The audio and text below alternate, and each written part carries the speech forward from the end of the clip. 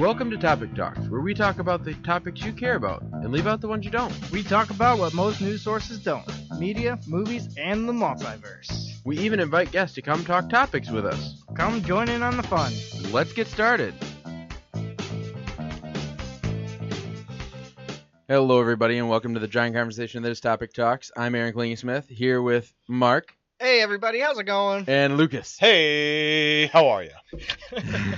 That was good. I like that. Thank you. So we've got a lot to talk about today. Yes, we do. First off, how was your weekend? I had an unexpected Saturday off. I was scheduled to work. I went disc golfing in the morning. I made sure I was home in time to get to work on time. Hold up. You went disc golfing. I go disc golfing from time to time, yes. You've never been disc golfing? No. It's great. I know what it is. I just didn't picture you doing it. Oh, yeah. Yeah, I went with my cousin, and then we had like 6 other people show up. It was great. Anyways, so I make sure I get home in time to get ready for work, right? And then I get to work, not even 2 minutes into my shift, my boss comes up and he's like, hey, we got too many people. You want the day off? Weather's beautiful, so I'm just like, well, all right, I guess. Wait, you said well? I mean, I would have been out of there faster than... Yeah, but at the same time, it's money. And it's been pretty At the same time, I make enough money. Well, not really, but if I get the option to have the day off, well, I'm out enough money. That door faster than you are. I make enough money too. Either way, needless to say, I took the freedom. I went home and I enjoyed the remaining sun. And I took my workout equipment outside and got some sun and did a full workout. What routine. is up with you working outside? Because working outside. Because the weather is nice, the sun is out, it's working out. Literally, you're getting color and muscle tone. It's great. Can I ask what exactly you're doing in your workout outside?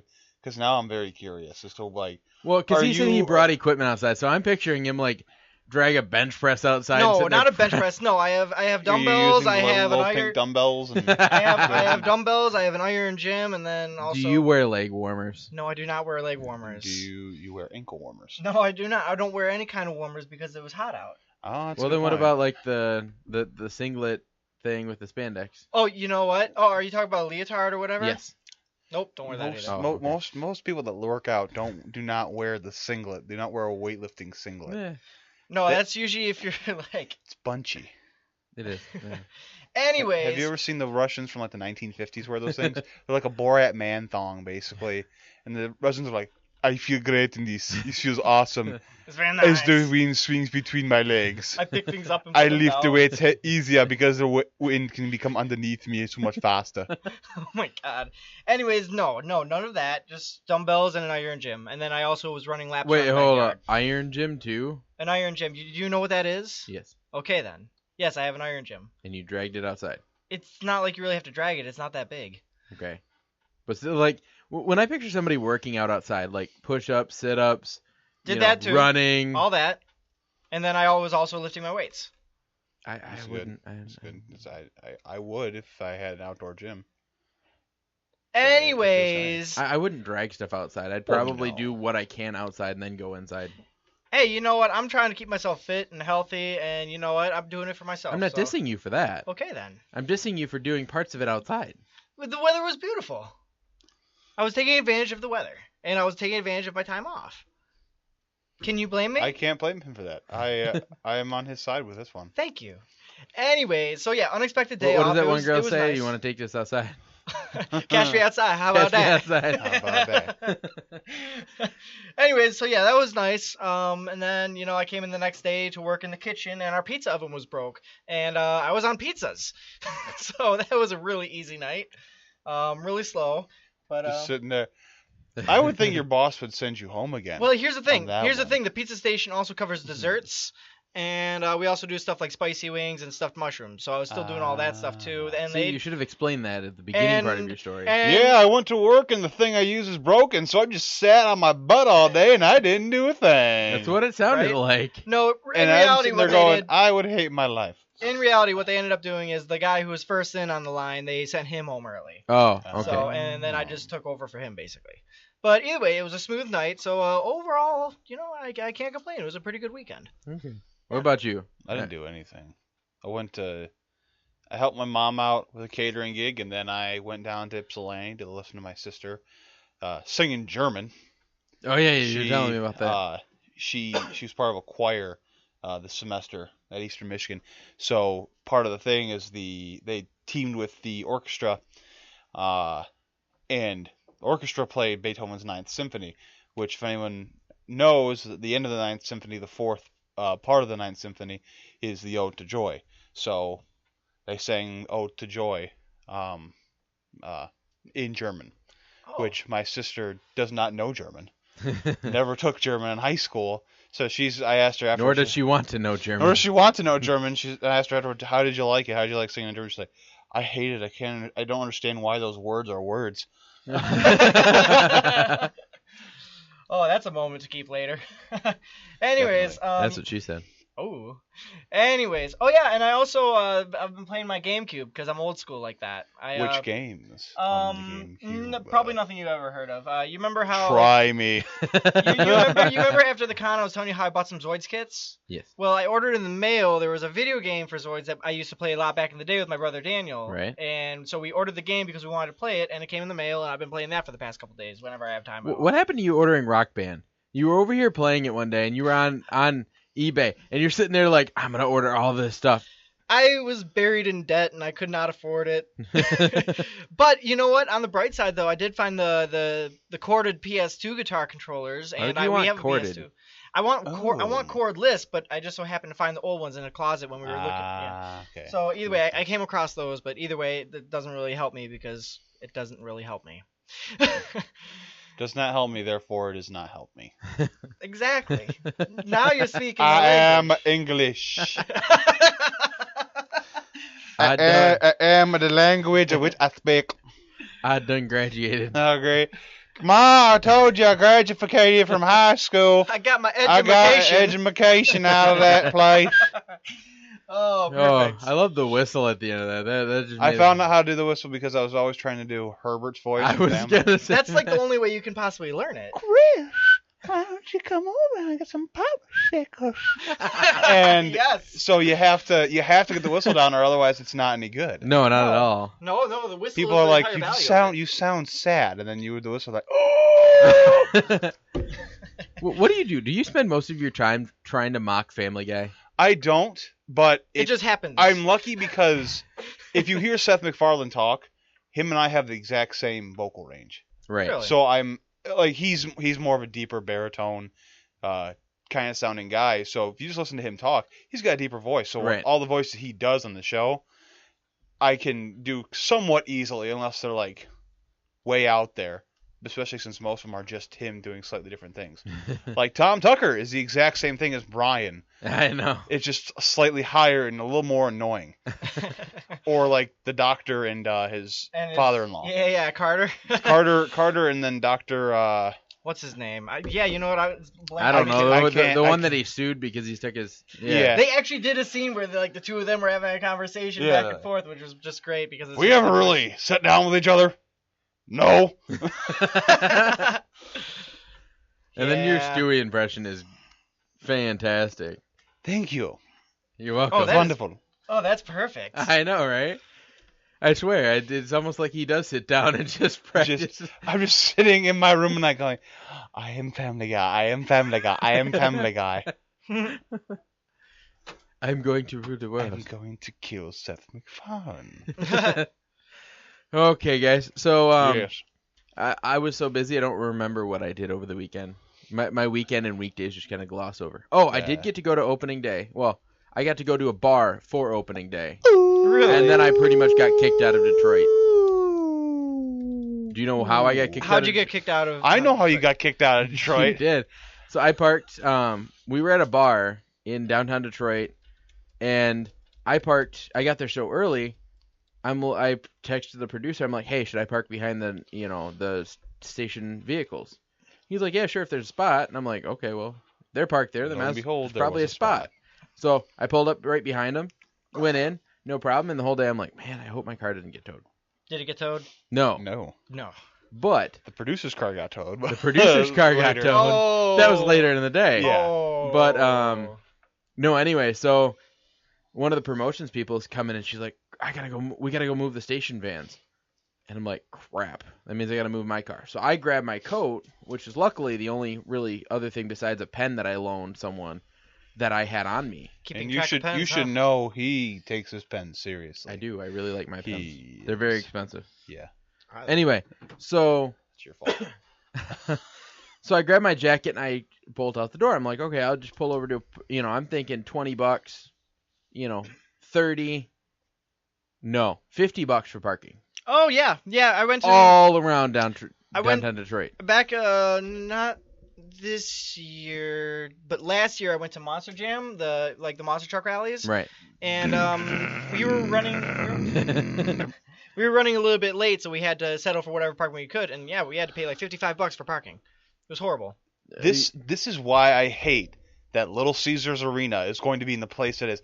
That place was $20 parking for Comerica Park or any other event in downtown Detroit. That little lot across from those townhouses. Right. That was $20 every single time without fail. That was like the cheapest parking you could find that close to I did find some downtown. for 20, but the problem is I only had $5 in cash. That is You an see, issue. And one of them I thought might have taken card. Because there was what's it called? They didn't take card, There did was they? Melissa. Pretty much it was city parking. Yeah. And it was a parking garage. It was like almost underground. Mm-hmm. And it said $20. So I don't know if they just didn't change their sign. Yeah. And it was actually 50, or if it was still 20. Mm-hmm. And then I didn't know if they took card. And by that point, I'm like, well, you know what? By the time I park, walk all the way back to the bar, they're gonna be done. Yeah. And I didn't have any money to spend. Like, if I would have had money to spend on alcohol and, like, to party a little bit, I probably would have parked and stayed. Yeah. But I had absolutely no money. right. Again, I had $5 in my wallet. I had one time I was going to an event down in Detroit and I can't remember what it was off the top of my head. But I used to go to Wayne State, right? Right. And at Wayne State and most everywhere else in Detroit, it's free parking on the weekends. So I went and parked at Wayne State. Because since I went to school there, I'm like, okay, this is a very safe place. There's always cops around. Right. It's a good place to park. Parked there, and it was fine. My car was absolutely fine. I was going to say, please tell me it got broken into. No, the car was fine. The issue was I had misjudged how far away I was parking from the lot, from where I was going to where I parked. It was basically almost on the waterfront. Oh. And I thought, okay, that's not too far in my head, and I'm sitting there going, I have not even passed Campus Martius yet, and it's been 30 minutes walking. And you're like, holy crap! Well, I ended up looking it up on my phone, like how far away is this, and I ended up walking like 6 to 9 miles that day, just getting back and forth. Uber it back. I didn't even think about it. I'm just like, at worst part, I don't think I was wearing flip flops. I hope I wasn't wearing flip flops. You know somebody? Well, the other intern Ubered because he was going to the game. Yeah. He Ubered from the Fisher Building That's smart. and I after that I'm like, I should have just I've never used Uber ever. Me neither. Yeah. But I have the app. Okay, no, I did use it once because. Do you have to have like an account or a membership or anything? It doesn't cost anything. App. You just got to sign up. You just sign up the app and then it's basically just like a network. I think you got to site for register your credit card on one of them. It might be. Yeah. But Until you try to gyp the. well, no, that's the how you guy pay. I think. Oh, I thought you could pay cash. Well, you can. But that's what I mean. They do it in case you're like, Right. I'm not gonna pay you, and then Right. they're like, but you are. No, I don't know if they can do cash because it's just normal people. It's like you and me with. It's probably similar to like a semi-nicer cars. taxi. Which you can pay cash in taxi though. You can pay. Yeah, but I don't know if that because like I said, it's normal people. Yeah. So I don't know if they would have the extra cash on hand. It would. I guess it would That's depend a on who good you would point. get. That's a good point. So I mean, I don't know if I carry, change for a 50. Do you carry change for a 50? Never.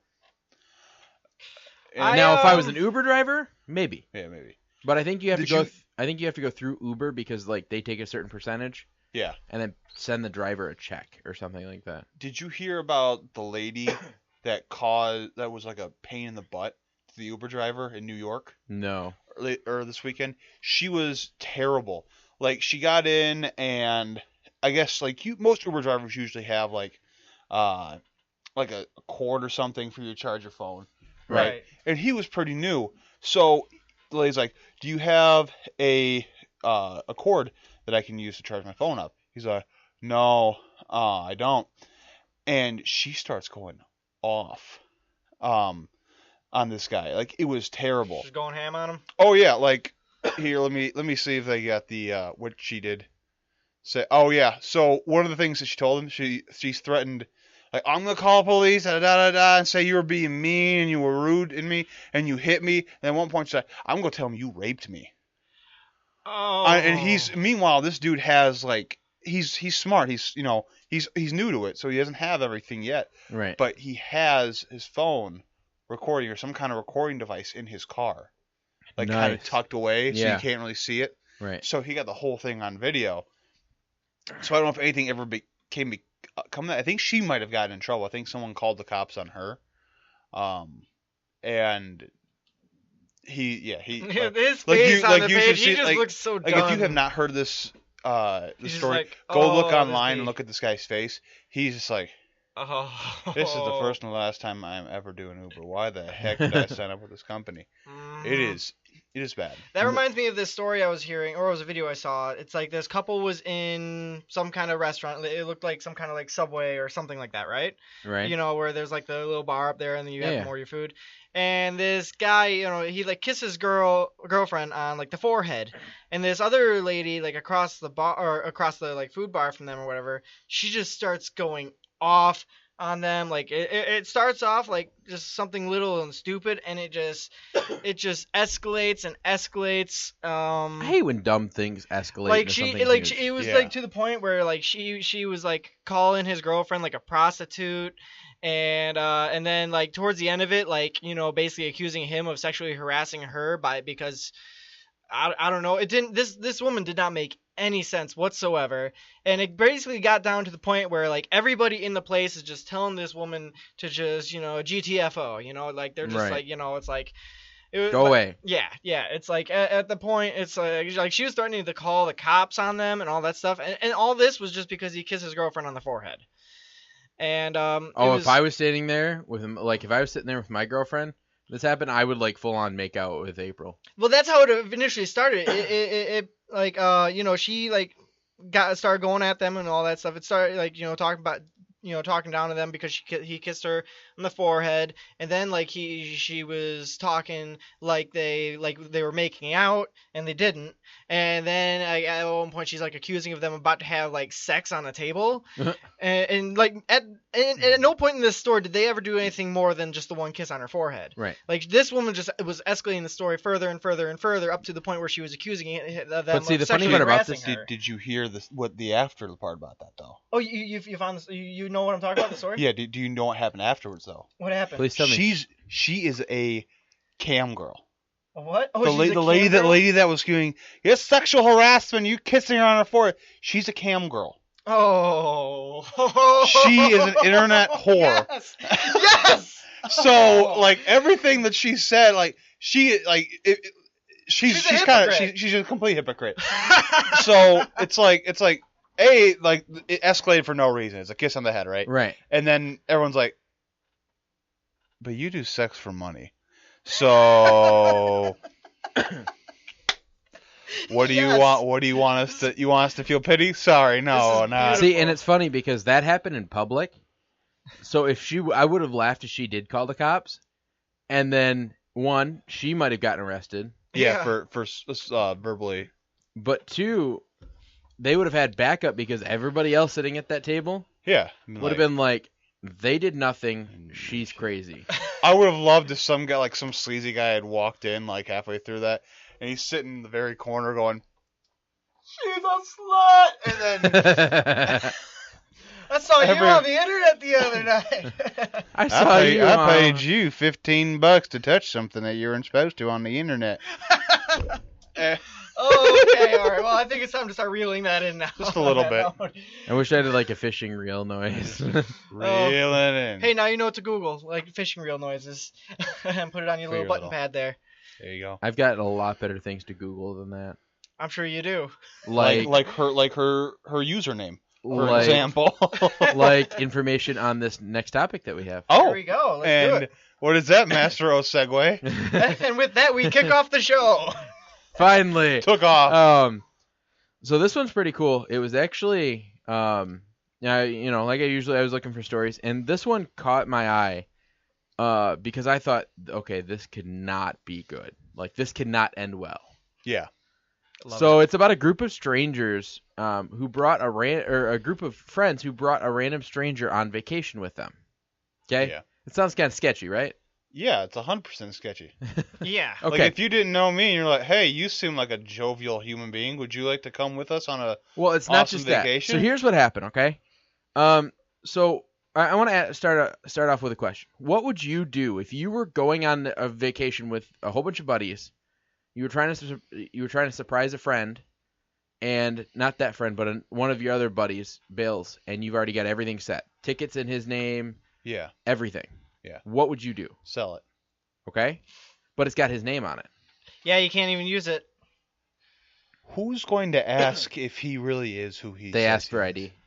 Get a fake ID. Anyway. You run into that problem at conventions all the time too. Like, for example, like if somebody goes with a friend or whatever and they get their ticket, it's in their name, they have to show ID for it. Right. And basically, if they decide not to go, that ticket's useless. Like, that's Well, like a not $50 necessarily. ticket. So you could do whatever these people did. So what happened was, so this guy decided he couldn't go for whatever reason. Everything was already set. So one of the guys from the group kind of trolled the internet. Yeah. And he found someone with the exact same name. Nice. Looking Joe for a McGrath friend. Was the guy who dropped out. Looking for a close friend. Looking for a friend. He was going to go on Joe McGrath. He was going to go on the trip, and for some reason, after everything was made, he figured out he couldn't go. So they found someone with the same exact name. They found Joe McGrath, who's age 21, from Manchester, England. Manchester by the sea. And so what they did is they just sent a text to this guy or a message, and they said, "Hey, I know this is kind of weird, but actually here it is. They're like, "Hi Joe, would you consider coming on holiday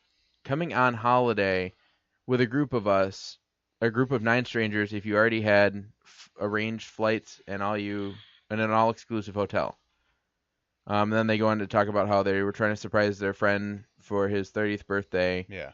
And they decided to throw him a party, but unfortunately Joe, because the friend that they were throwing it for, his name's Nathan, Joe couldn't make it, but everything was already in his name. Yeah. So they found this guy, and he talked it over with his girlfriend, talked it over with his boss, and he did some research. He went on Facebook and looked these people up, and they're like, okay, they seem to be pretty, genuine people. They're not, they're not creepy. Right. But because otherwise, this is a pretty sketch situation. Because usually when these things happen, you go from to. Right. No, anyway, so. I thought that for a little bit. Oh, I already got it. So, Joe said that he was at a gig in town when he got the first message and just thought it was, in his words, rubbish, and but it kept playing in the back of his mind. He kept thinking about it, and then he said he looked at Dan's profile after speaking with him on the phone and realized he was genuine. Something like this will never happen to me again, and I would have always regretted it if I didn't do it. So he did his research. Thankfully, he didn't regret it because he did it. Well, so there's the good news. But he didn't have to pay.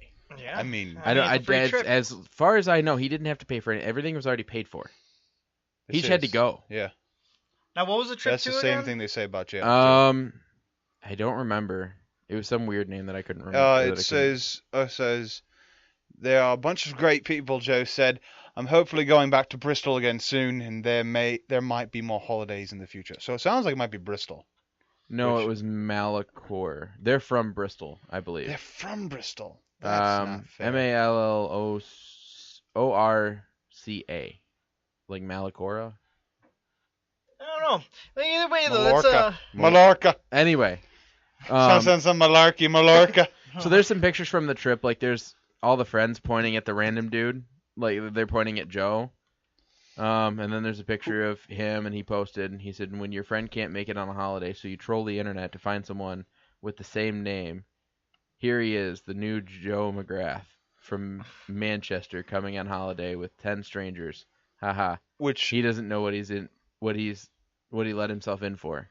Which this dude, like, he is, which is funny because they said it was like they're supposed to be their friend's 30th birthday or whatever, right?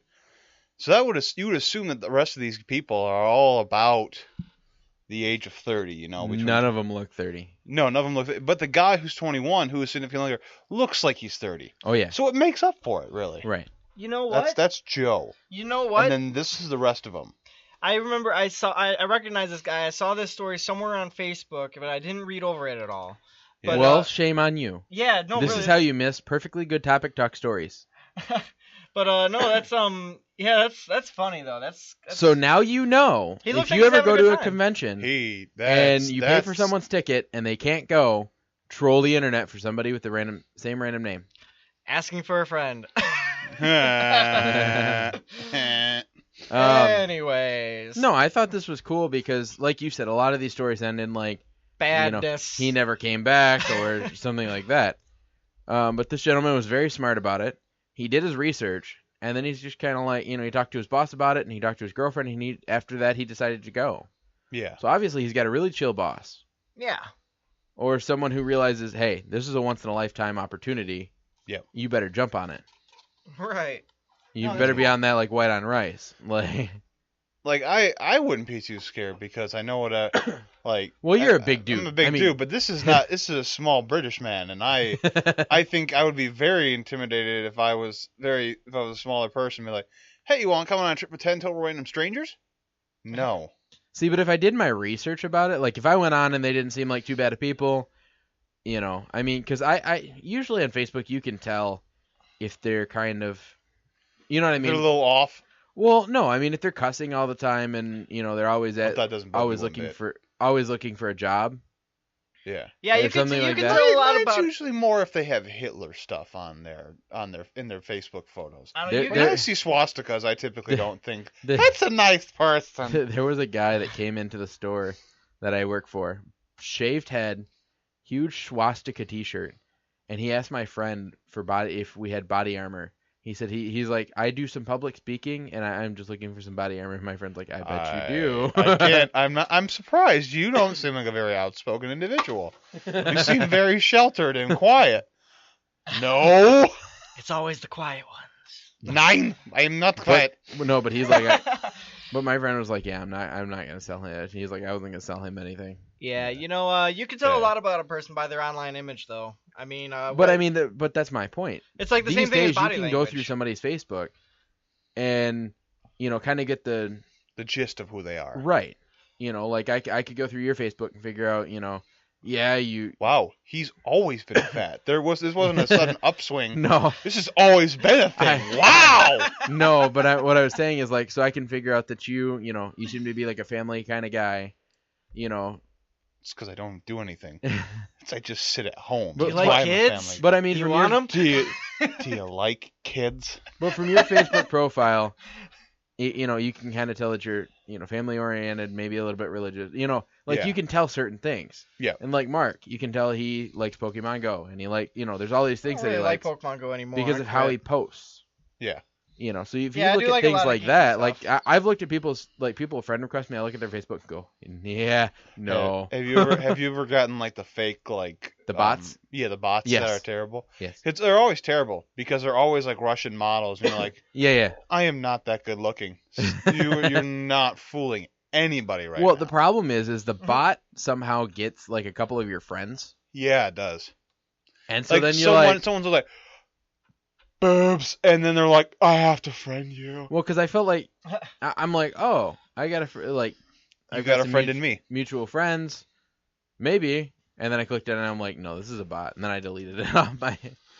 Gotta love bots. Terrible people. Terrible But- people. Anyway, I thought this was great. I feel like Joe handled it very well. Like I said, he went online, he did his research. He didn't just, get Except in the van. Okay. You want some you candy? want some candy. But Oh. you had to do the slurp. Yeah, I had didn't to do you? the slurp. Oh man. It makes everything worse. Speaking of slurps that are like don't weird me out, the Silence of the Lambs, where he goes, it's supposed to be like a freaky moment. Where it's like, I had his liver with a side of fava beans. It always makes me like, that. What weird sound is that? I would have been more if he went, I had his liver with a side of fava beans. Okay, that is. Like it's 10 times more disgusting. It's like, oh gosh, what is wrong with you? He's crazy. Okay. So moving on. Yes. This is a story that you guys looked at and was like, wait, what? So can you believe, and I already know that you can't, that there was a couple of journalist students that found out some news about a new principal that made her resign? I can. Can you? I can, because I've known at least my part of Michigan, which is down in Clarkston, and in that Oakland County area, I have known far too many administrators and or teachers that have done very messed up things or dumb things in the surrounding areas, not necessarily in Clarkston. I don't know too many, but I heard of a couple while I was in school. There's one big one that she got, fired. I'm pretty sure she got her teaching license pulled. Yeah. Did she get arrested? Yeah. Yeah, she can't go within so many feet of a school. Oh boy. Yeah. That happened to actually it happened to one of my friends in high school. Did it really? His mom was a special ed teacher, and she did some not so good things with special ed kids. Well, the problem was I went to her daughter had literally just graduated. Ooh. Her daughter was hot. We had this guy. Her daughter was hot, but her mom did something. I'm like, you're not as hot anymore. Sorry. Her mom. Well, her mom wasn't that good looking. Don't you hate that? Like, you look at somebody and then you look at their parents, you're like, how the hell did you get the good looking genes? Well, but it was your funny. Mom and dad look like you got hit in the face with a shovel. It was funny because she was like, she had some of her daughter's senior pictures, and one of them she was taken when she was wearing a bikini. And I'm like, oh my god. I was like, damn. We had this one guy who was like a groundskeeper at our high school. What's his name? Willie? He was also a driving instructor. Yeah. And he always drove around the grounds in his golf cart. And turn left. No, not that left. The other way. Well, no, there was this really bad reputation for him for being, a pervert. You know, like Herbert. Yeah. But he'd be being a driving instructor, and if he was driving with a girl or something like that, it's he'd be like, all right, now press on the gas, and he'd put his hand on their knee and push their leg onto the gas, weird stuff like that. I'm surprised he still works there. But be careful, don't hit the post in the ground. Or the brake, yeah. It's just he was just had a bad reputation for being a pervert, and he was also kind of just that creepy guy who rode around the school on a golf cart for his job. Anyway, so I don't think it was anything that bad. Yeah. But it is very bad. I mean, it is. It's dumb. It's more like, why would you try that? I mean, when your profession involves children or teenagers, you kind of want to keep a clean background. So several journalism students at a Kansas school decided that they wanted to just kind of check up on their newly hired principal. Just a check. The students attended Pittsburgh High School in southeastern Kansas. Thank you. I was trying to make sure I got southeastern. That's actually what it was. I'm just more concerned with the fact that it's a school called Pittsburgh in Kansas.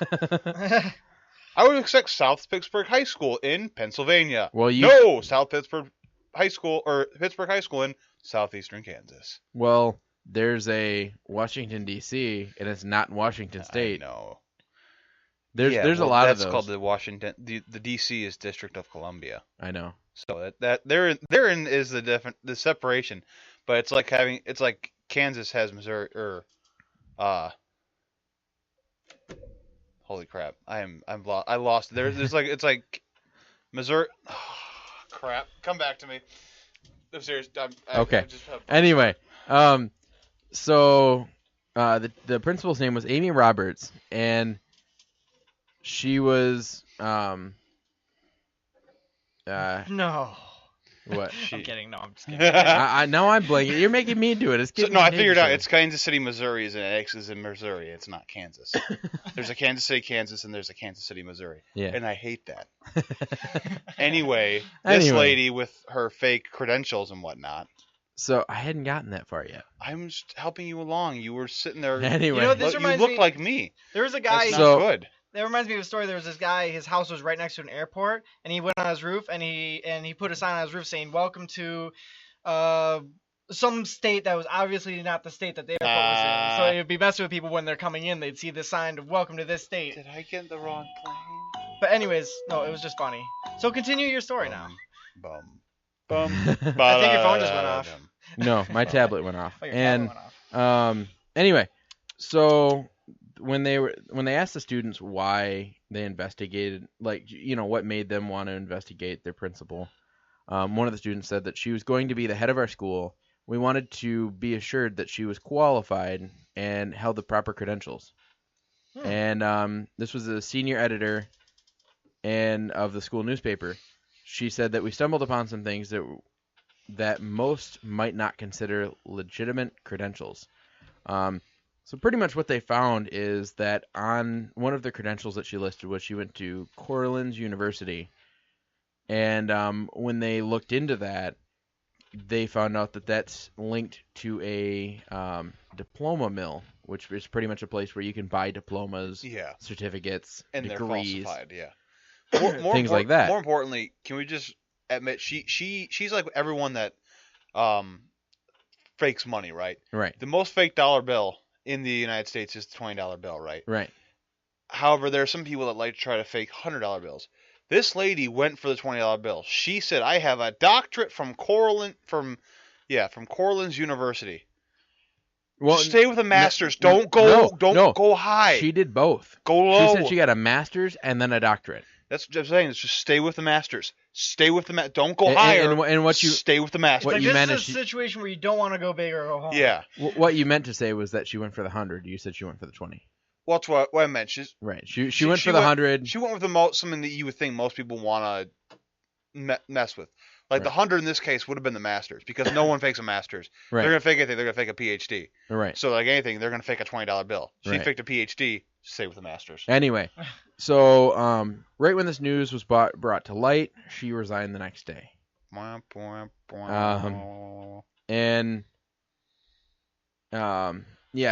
Even when they looked further, they couldn't find that any accredited university that had that name.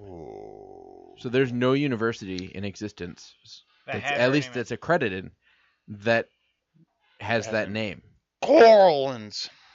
So, well then. And this picked up by the news. So after she resigned, the superintendent made a statement. He said, in the light of the issues that arose, Amy Robertson felt that it was best in the best interest of the district to resign from her position. I can't imagine why. Which means probably the superintendent said, listen, I'm either going to fire you or you're going to resign. I would think it'd be better if he fired her on the spot. Oh, yeah. Because it would have made him look better. Right. Like, oh, she faked me out? I found this out. You're fired. He's like, you can quit if you want. You don't have to. Anyway. So after the news broke, like I said, she resigned. And then some national journalists that picked up the story, they retweeted it and then congratulated the students on their work on digging into this. Yeah. Imagine if they didn't dig into it. Another one of the students said, I honestly thought that they were joking at first. It was awesome to know that such respected members of the journalism community had our backs. Yeah. Yeah. So come on, if you do the work, you will be respected. And it's actually kind of funny where I got this story from. I think my friend Matt sent it to me.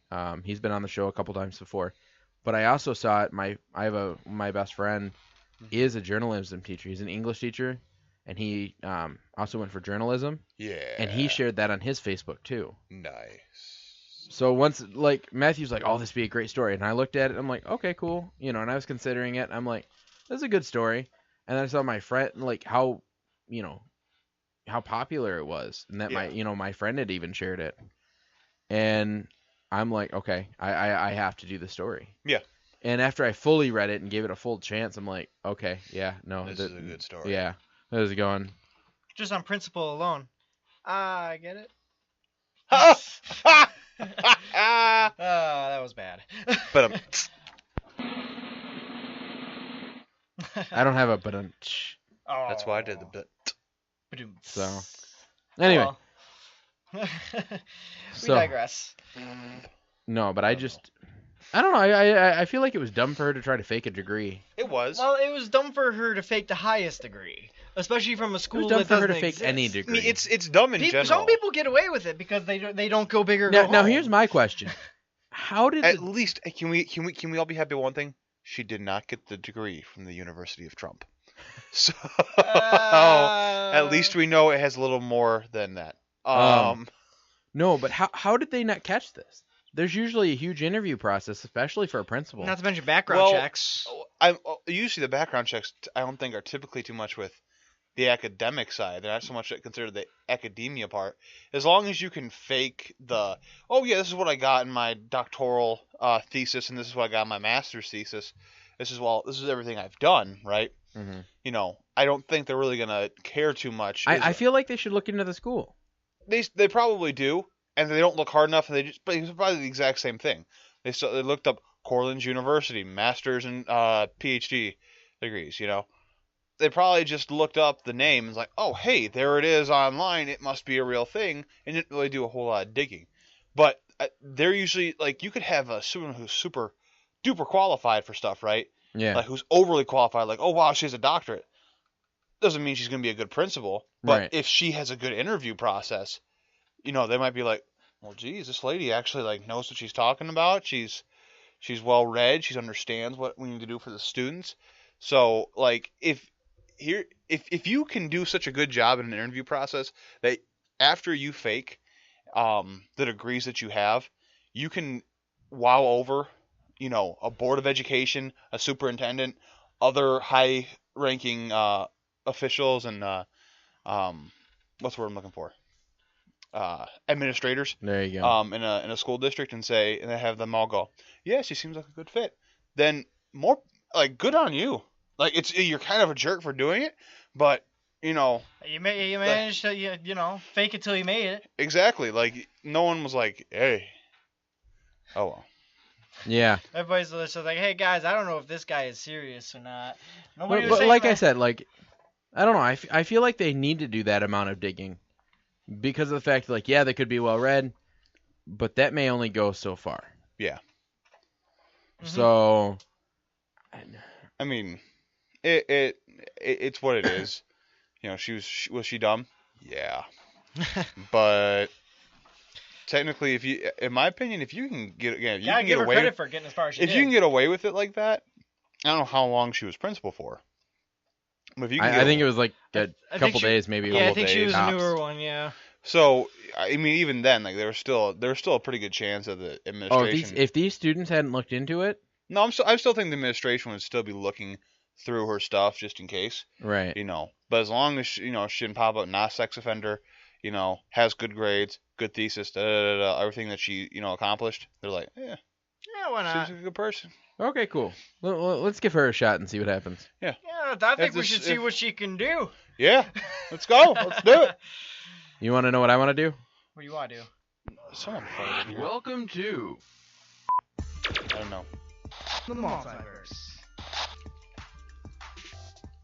Yeah, the multiverse. How about that? You farted. What? You farted. Well, no, it wasn't me. Well, I don't know. I'm smelling it. I see. He who smelt it dealt it. He who denied it supplied it. Okay. Children. We have a multiverse to get through. Yes, a multiverse. So the first story I got here is about photographing a black hole. Basically, the campaign to capture the first ever image of a black hole has begun. From April 5th through Friday, April 14th, astronomers will use a system of radio telescopes through the world to peer at the gigantic black hole at the center of the Milky Way. Wait. So they haven't even taken the photo yet? No, they are in process. It's in the process of. See, I wouldn't announce anything like that because for all you know, this could blow up in their face, and then it's like, just kidding, it didn't work. Yeah. Anyways, they're taking a look at this gigantic black hole at the center of the Milky Way, the behemoth called Sagittarius A, that's 4 million times more massive than the Sun. The researchers hope that the photograph of Sagittarius A's event horizon, the point of no return, basically, beyond which nothing, not even light, can escape. The interior of the black hole can never be imaged because light cannot make it out of it. The project, known as the Event Horizon Telescope, EHT, links up observatories in Hawaii, Arizona, California, Mexico, Chile, Spain, and Antarctica to create an equivalent of a radio instrument the size of the entire Earth. Wow. Yeah, for real. Such a powerful tool is necessary to view the event horizon of Sagittarius A, which lies 26,000 light years from our planet. That's like trying to imagine or image a grapefruit on the surface of the moon. During the current campaign, EHT is also eyeing the supermassive black hole at the core of the galaxy M87, which lies 53.5 million light years from Earth. This monster black hole's mass is about 6 billion times that of the Sun, so its event horizon is larger than that of Sagittarius A. These observations should help astronomers determine the mass, spin, and other characteristics of supermassive black holes with better precision. The researchers also aim to learn more about how material accretes into disk around black holes and the mechanics of the plasma jets that blast from these light-gobbling giants. EHT could also reveal more about the information paradox, a long-standing puzzle that whether information about the material gobbled up by black holes can be destroyed, and other deep cosmological mysteries. At the very heart of Einstein's general theory of relativity, there's a notion that quantum mechanics and general relativity can be melded, that there is a grand, unified theory of fundamental concepts. And the place to study this is at the event horizon of a black hole. Though the current observation campaign will be over soon, it will take a while for astronomers to piece together the images. For starters, so much information will be collected by the participating telescopes around the world that it will be physically flown rather than transmitted to the Central Processing Facility at the Massachusetts Institute of Technology Haystack Observatory. Then the data will have to be calibrated to account for different weather, atmospheric, and other conditions at various sites. The first results from the campaign will likely be published sometime next year. So really, right now they're just doing the imaging part of all this. And then they're going to be having to do all this processing, all this work with the data that is collected, and they won't even have any solid findings until next year. It's going to be a long, complicated process. So what I'm hearing is... Nuke it. Somebody just kind of was like, yeah, we could possibly be doing this, and then somebody ran with it. Yeah, kinda. Because, who in their right mind would say, oh yeah, we're gonna do this, when it's not even... This is the big first step for us, actually looking into the science behind black holes. It all has to start somewhere. I'm not saying that it's not a good starting point. What I'm saying is, as of right now, we don't even know if it's going to work. Yeah. Or if the data that they get back is going to be able to tell us anything. What I'm saying is they released this. They kind of put the chicken before the egg. Well, it kind of does sound like that. I mean, if you look at what we have studied from black holes as it is, right, the amount that we understand is insane compared to what we don't know. Because if you can imagine not knowing a whole crap ton about something, and then knowing just a little bit of it still makes you a genius about it, that's impressive. The most we know is that they're very strong and they will kill you, which is about 90% of things on Earth, and then and then everything else throughout the universe. But I'm surprised they're even going forward with the second one that they talked about, right? Not the Sagittarius A, but the one for the core of M87 or Galaxy M87. You can see, quote unquote, see the M87 one because there's nothing there. Like, oh, hey, light's warping around this area, but there's no light in it, so hey, it's probably a black hole. But the theory of having a giant black hole at the middle of the entire universe, right? That is still unfounded. That's still a guess. Well, and it's kind of like so I went to the planetarium in Flint, and they just redid their entire system. It looks really cool. Yeah. And they were talking about this planet that we can't look at. We don't know what it looks like, but we know it's there. Ghost Planet X. And to travel to it, it would take pretty much, you would have to put a couple on a ship and send them off, and it would be like 20 generations. I wouldn't put later. I wouldn't just put one couple because that involves inbreeding. And well, even at some point, you would have to. They would have to be lucky and have a son and a daughter. You would still have to put it in. And that kid would come out with a third eye, and the next kid would come out with a ninth eye. You still have to put in like almost an entire multiplicative and exponential. You'd have to put in like an entire population, because even if you put in 4 or 5, 10, at some point in 20 generations, there's going to be inbreeding. Well, yeah, but if it's separated enough, if you have 10 couples, right, on a ship, that's 20 people, right? There's enough genetic variety between those 20 people. Let's say all 10 couples have a kid, so you have just one kid, right? 5 guys and 5 girls. Those 5 guys and those 5 girls breed. They have just one kid. it's still the same thing. I mean, you're dwindling the numbers down. Obviously, you're going to have more than just one kid. Right. But even between those ones that are reading just the first few, there's such a genetic difference between all of them that by the time the fourth generation comes around, the people that you would be multiplying with are going to still be second or third cousins. Right. That's assuming that they were even related to begin with. Right. If you take one guy from China, or one couple from China, one from America, one from England, one from somewhere in Africa, and then basically a person from every area, from every continent, and then decipher which from outside of that, because you still have 3 more to go. You still have a huge genetic variety at your disposal. Okay. So that problem's fixed. The other problem is we don't have enough fuel nor the right type of space shuttle to make that kind of trip. Right. That's tough. Because that's going to be 20 generations there and then another 20 back. That's true. Who says they're coming back? We're just trying to get there first. Well, the coming back part is not the part that you'd be. I was going to say, but how are we going to... If it takes so long to get there, we can't even communicate that far. How are we even going to... You make little tiny satellites all the way there. They drop a satellite. It's like a buoy in the ocean. It's like a trail of breadcrumbs. Exactly. Yeah. No, anyway, but it's like and then you Super Mario Galaxy hop your way home. But we can get you there, but after that, that's a tough story to tell the kids. Guess what, mommy and daddy are gonna die. This is like and then you're going to have kids, and then you're going to die, and then they're going to have kids, and you're going to die, and then they're going to have kids, and they're going to die. And just all the way down until someone reaches this far-off planet that we hope is still somewhat in the same place by the time we get there. And if it's not, this whole entire mission was a lot of bullcrap. Well, and then it's funny because that would kind of remind me of this. I'm going Doctor Who for a moment. Okay. But there's an episode of Doctor Who. Yes. Okay. But there's pretty much an episode where they ended up on the spaceship, and it was almost like they were all underground, and they were fighting. They were 2 races that were fighting, and they don't even know what the war was about at that point. Well, it had been like a week. It had been like a week. Yes, but because the original Voyagers had gotten killed. Yeah. And because they didn't say years, they said it went back generations.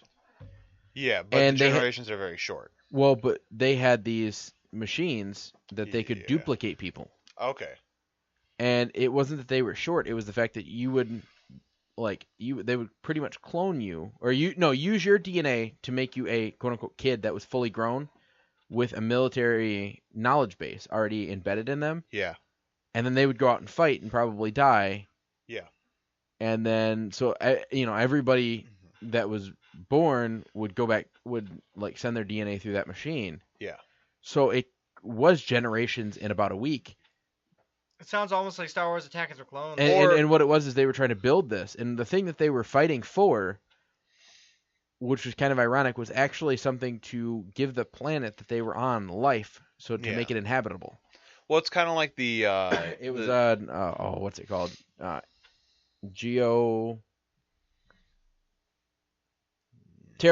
It was a terraforming device. Terraforming, yeah. It's kind of like the old science experiment they did with monkeys and bananas and water, right? So I don't know if either of you have heard of this. No. So what they did was they had a group of about 5 monkeys, right? They had a ladder, and on top of the ladder were like papayas or or bananas or some kind of fruit, right? It's just food that monkeys normally ate. Well, every single time that a monkey, didn't matter which one, would go up and try to get the water, they would spray it with water all the way down to the bottom of the ladder, right? They would spray it. And it sounds hilarious at first. It's like, it's funny. But every time a monkey would do it, they would spray him again. They'd spray him over and over again, regardless of which monkey it was. Eventually, it got to the part where every time a monkey tried to climb up the ladder, the other 4 would gang up on it and beat it. Oh. So it didn't climb up the ladder because they didn't want to get sprayed. Right. Wait, they would what? The other monkeys would beat up the one monkey that would try to go up a ladder because they didn't want to get sprayed. Because you didn't just spray the one monkey, they sprayed all of them. Right. Right. So it ended up being group rule because none of them wanted to get sprayed again. Right. So what they did is they did this, all right? Then they took one monkey out of the cage and they put one that had never experienced that before. Oh. So that monkey tried to climb up the ladder to get fruit. The 4 monkeys that were the original test subjects beat the crap out of it, and it learned over time, don't do that or something bad happens. It didn't know what the something bad that was going to happen was. It just knew that the other monkeys were upset that it was doing it, so it knew it needed to stop. Right. They did this, and they continued to take the primary subjects out and put new ones in a few different times, so you kept like cycling monkeys. So pretty much eventually they didn't have any of the original test None subjects. of the test subjects were original. But because they kept introducing them at a certain state, a certain rate, all the monkeys never went up to try to get the fruit from the top of the ladder, even though they were never a part of the original experiment, because when they had come in, they experienced the exact same kind of backlash as the original test subjects had. Right. So it's kind of similar like that, which is very weird how we got to this monkey thing, because we were talking about black holes. Well, no, we were talking about black holes, and we were talking about space travel, and then we were talking about generations, and then we were talking about. What I'm saying is we're leaping to different things. Yeah, we're jumping planets like Super Mario Galaxy. Exactly. Well, no, we were discussing how we would be able to get to a planet. Yeah. But no, the point I was trying to make is that I was dumbfounded that we're like, this planet exists, but yet we can't see it. You know, how do we know that it's there? Yes, you can have a whole bunch of math that adds up to this and that, but at that point, that's all theory. Well, it's not totally theory. Most of the time. Some of it is shadows that the planets cast in the solar system, so it goes by that. But when you have NASA being able to track comet's speed, trajectory, and being able to land a probe on a freaking comet, right? I think they got this. They have a pretty good, whatever their math, whoever does their math, definitely is probably Asian, because it's always on point. That'd be they probably Raj actually got their Big Bang degree Theory. instead of going to a degree mill. Exactly, they got a degree in mathematics. Anyway, an actual one. No, Yeah. but what I was saying is, like, so we can't. I thought you said we couldn't see these black holes, or we know that. Well, the thing is, we can't really see the event horizon because light can't escape the event horizon of a black hole. Right. The event horizon is the point of no return, where Right. nothing can escape the black hole. It's essentially it's the black hole. It's like when you get about 10 feet down in a pond, in a lake of water, and you're like, I'm not a good swimmer. I need to go up now, or I am going to drown. Right. It's kind of the same thing, except you are stretched like a piece of spaghetti. Is it your stretch? I thought it was you No, pretty much you compressed stretch. until. You stretch. First you stretch, because what it is the... You basically get stretched until all your atoms are ripped apart. And Exactly. then it crushes each atom. And exactly. Because it's gravitational force is like the exact opposite of the sun. Right. Right. It's like taking a slinky and stretching it till it's straight. Yeah. Where there's a standard, or even for Earth, where there's a standard strength regardless of what the mass of the object is. Right. Right. Galileo proved that with dropping the 2 different weighted bronze balls off the top of the Leaning Tower of Pisa, right? Yeah, one was like a marble and the other one was like a bowling ball, right? Yeah, it's 2 different sized pieces of bronze, a bowling ball and then like a baseball size thing, and they both hit the ground at the exact same time. Opposite with a black hole, where it's an exponential gravitational pull, because the closer you get, the more you're stretched, but the farther you seem to be going back. It's weird, because they've had cameras on like satellites and probes that try to get close to it, and that they're just like, gravity and reality do not exactly exist in this little area. It's like, think of taking a bungee cord and literally just stretching it and stretching and stretching it, and it's not going to snap. Well, actually, no, it will snap. It will, but it'd be a eventually very long time. Yeah. It's like the And most... you're hoping that it snaps, because at this point, if it came back, it would hit you so hard in the nuts that you'd be down for weeks. Yeah, pretty much if you fell into a black hole, you'd be the bungee cord. Ouch. Yeah, it would be unpleasant. So, that being said, I'm going to bring us back down to planet Earth a little bit. And, Woo! yeah. Yeah, I'm gonna bring us back down a little bit and talk about some robots and how we Sweet. could end up retiring with them and how older folks will get high tech help. Basically, when you think about growing, So pretty much by this point, it would be us getting help essentially, Yeah. yes. when we get elderly. Well, actually, this could be more like our maybe even possibly our parents getting help. Oh. Yeah. Anyways, when you think about growing old together with somebody, that person probably isn't made of circuitry or runs on a processor. That certainly wasn't the thinking of Les Middlewood. The 63-year-old from the UK took part in user tests with care robots from the University of Hertfordshire. To him, a robot makes a poor companion because it lacks the many nuances of a true friendship. But after seeing bots complete tasks in a domestic setting, closing the fridge, answering the door, all that stuff, he warmed up to the possibility. Robots already vacuum our floors, entertain our kids, and mow our lawns. Why not take care of our aging parents? A robot can provide a kind of 24/7 attention and assistance that even a costly full-time caregiver would struggle to offer. They also grant more independence to senior citizens, letting them stay in their house rather than get shipped off to a retirement home or care facility. It's iRobot all over again. Kind of. Robots offer an answer to how we take care of so many older folks, a dilemma that the World Health Organization calls a situation without precedent. This isn't about palming off elderly relatives on faceless droids. I think it is. It's nothing. It's 100% It's palming off It's elderly nothing on- that dystopian, but about filling those gaps where people stop being able to do certain things for themselves. That's a key point. Pretty much, they would be robot slaves because they wouldn't Yeah. get paid. They wouldn't get breaks. They would I'm pretty getting much to this. permanently live Okay, with that okay. person. It's Okay. important not to pretend that care robots are designed to be social and sold as alternative to human relationships. That's not what it's about. Even if robots cannot be sociable like you or me, ensuring they are able to react sensitively to humans is crucial if they're going to be in our homes. Key to this are good old-fashioned manners, something Kirsten Dutenhan, professor of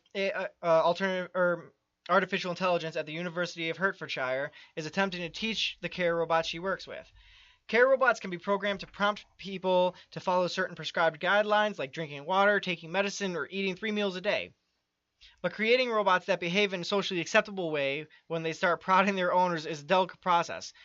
It's not just like being polite. A bossy robot that talks down to people. You just could got make a them- robot sit with a cattle prod going, move to the bedroom. It's not just about being polite.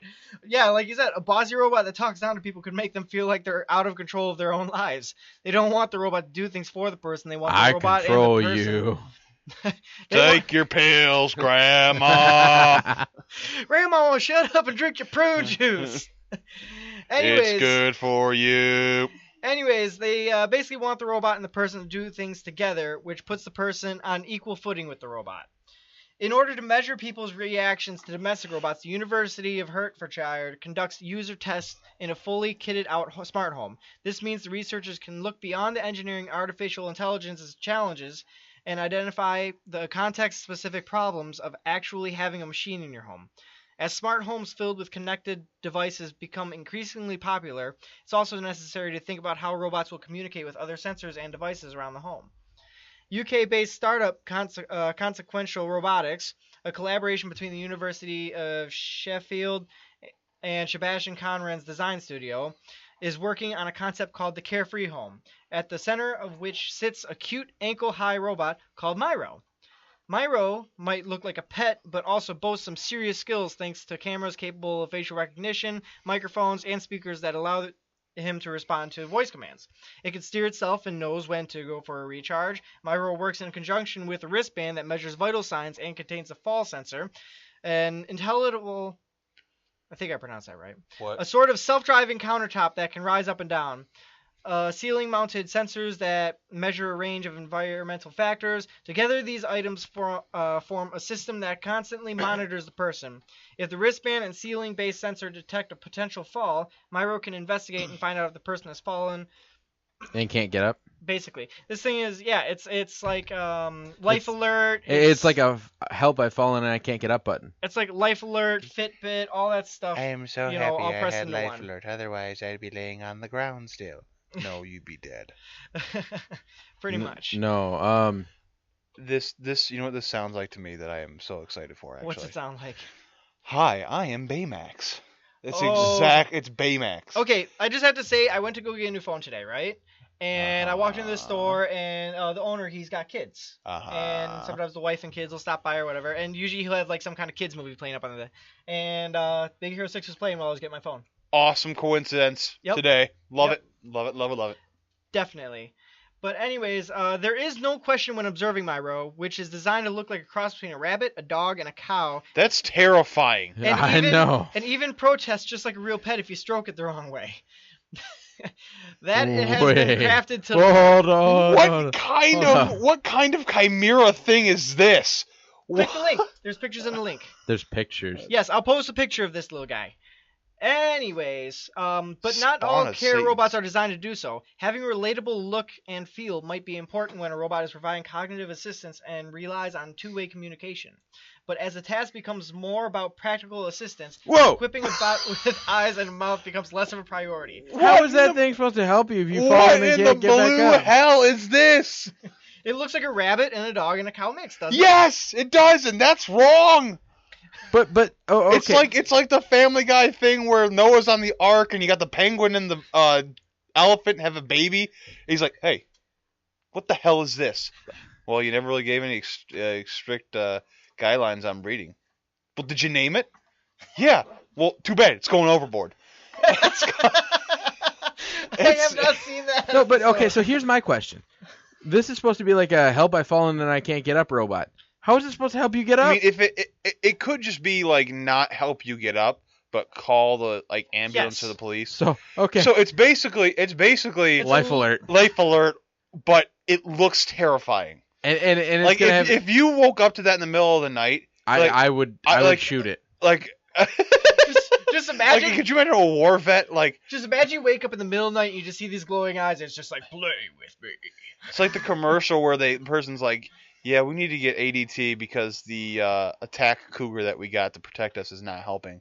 And This they is, have a freaking panther sitting on their dresser drawer going, This is almost as weird of an animal or creature as a platypus. It's pretty weird. I'm sorry, but Not at least gonna the lie, it's out there. I'm platypus gonna has post some pictures on kind the of page relative later. on this earth. Right. The echidna Yeah, with good. 4-headed penises. Oh. Not joke. But regardless, at least the no. platypus has some kind of family. This thing has no family. I would not want my puppy dog, cat, cow, rabbit to ever like look me in the eyes. This is like I was It's thinking. time for I your was, medicine. I was thinking you had like a somewhat humanoid like robot or something. Right. And you could like put like little Jimmy's face on it, so Grandma didn't notice that he wasn't little Jimmy. It's so great to have you around the house again. It's so lovely to have you help Grandma with chores and going to the grocery. You are welcome, Grandma.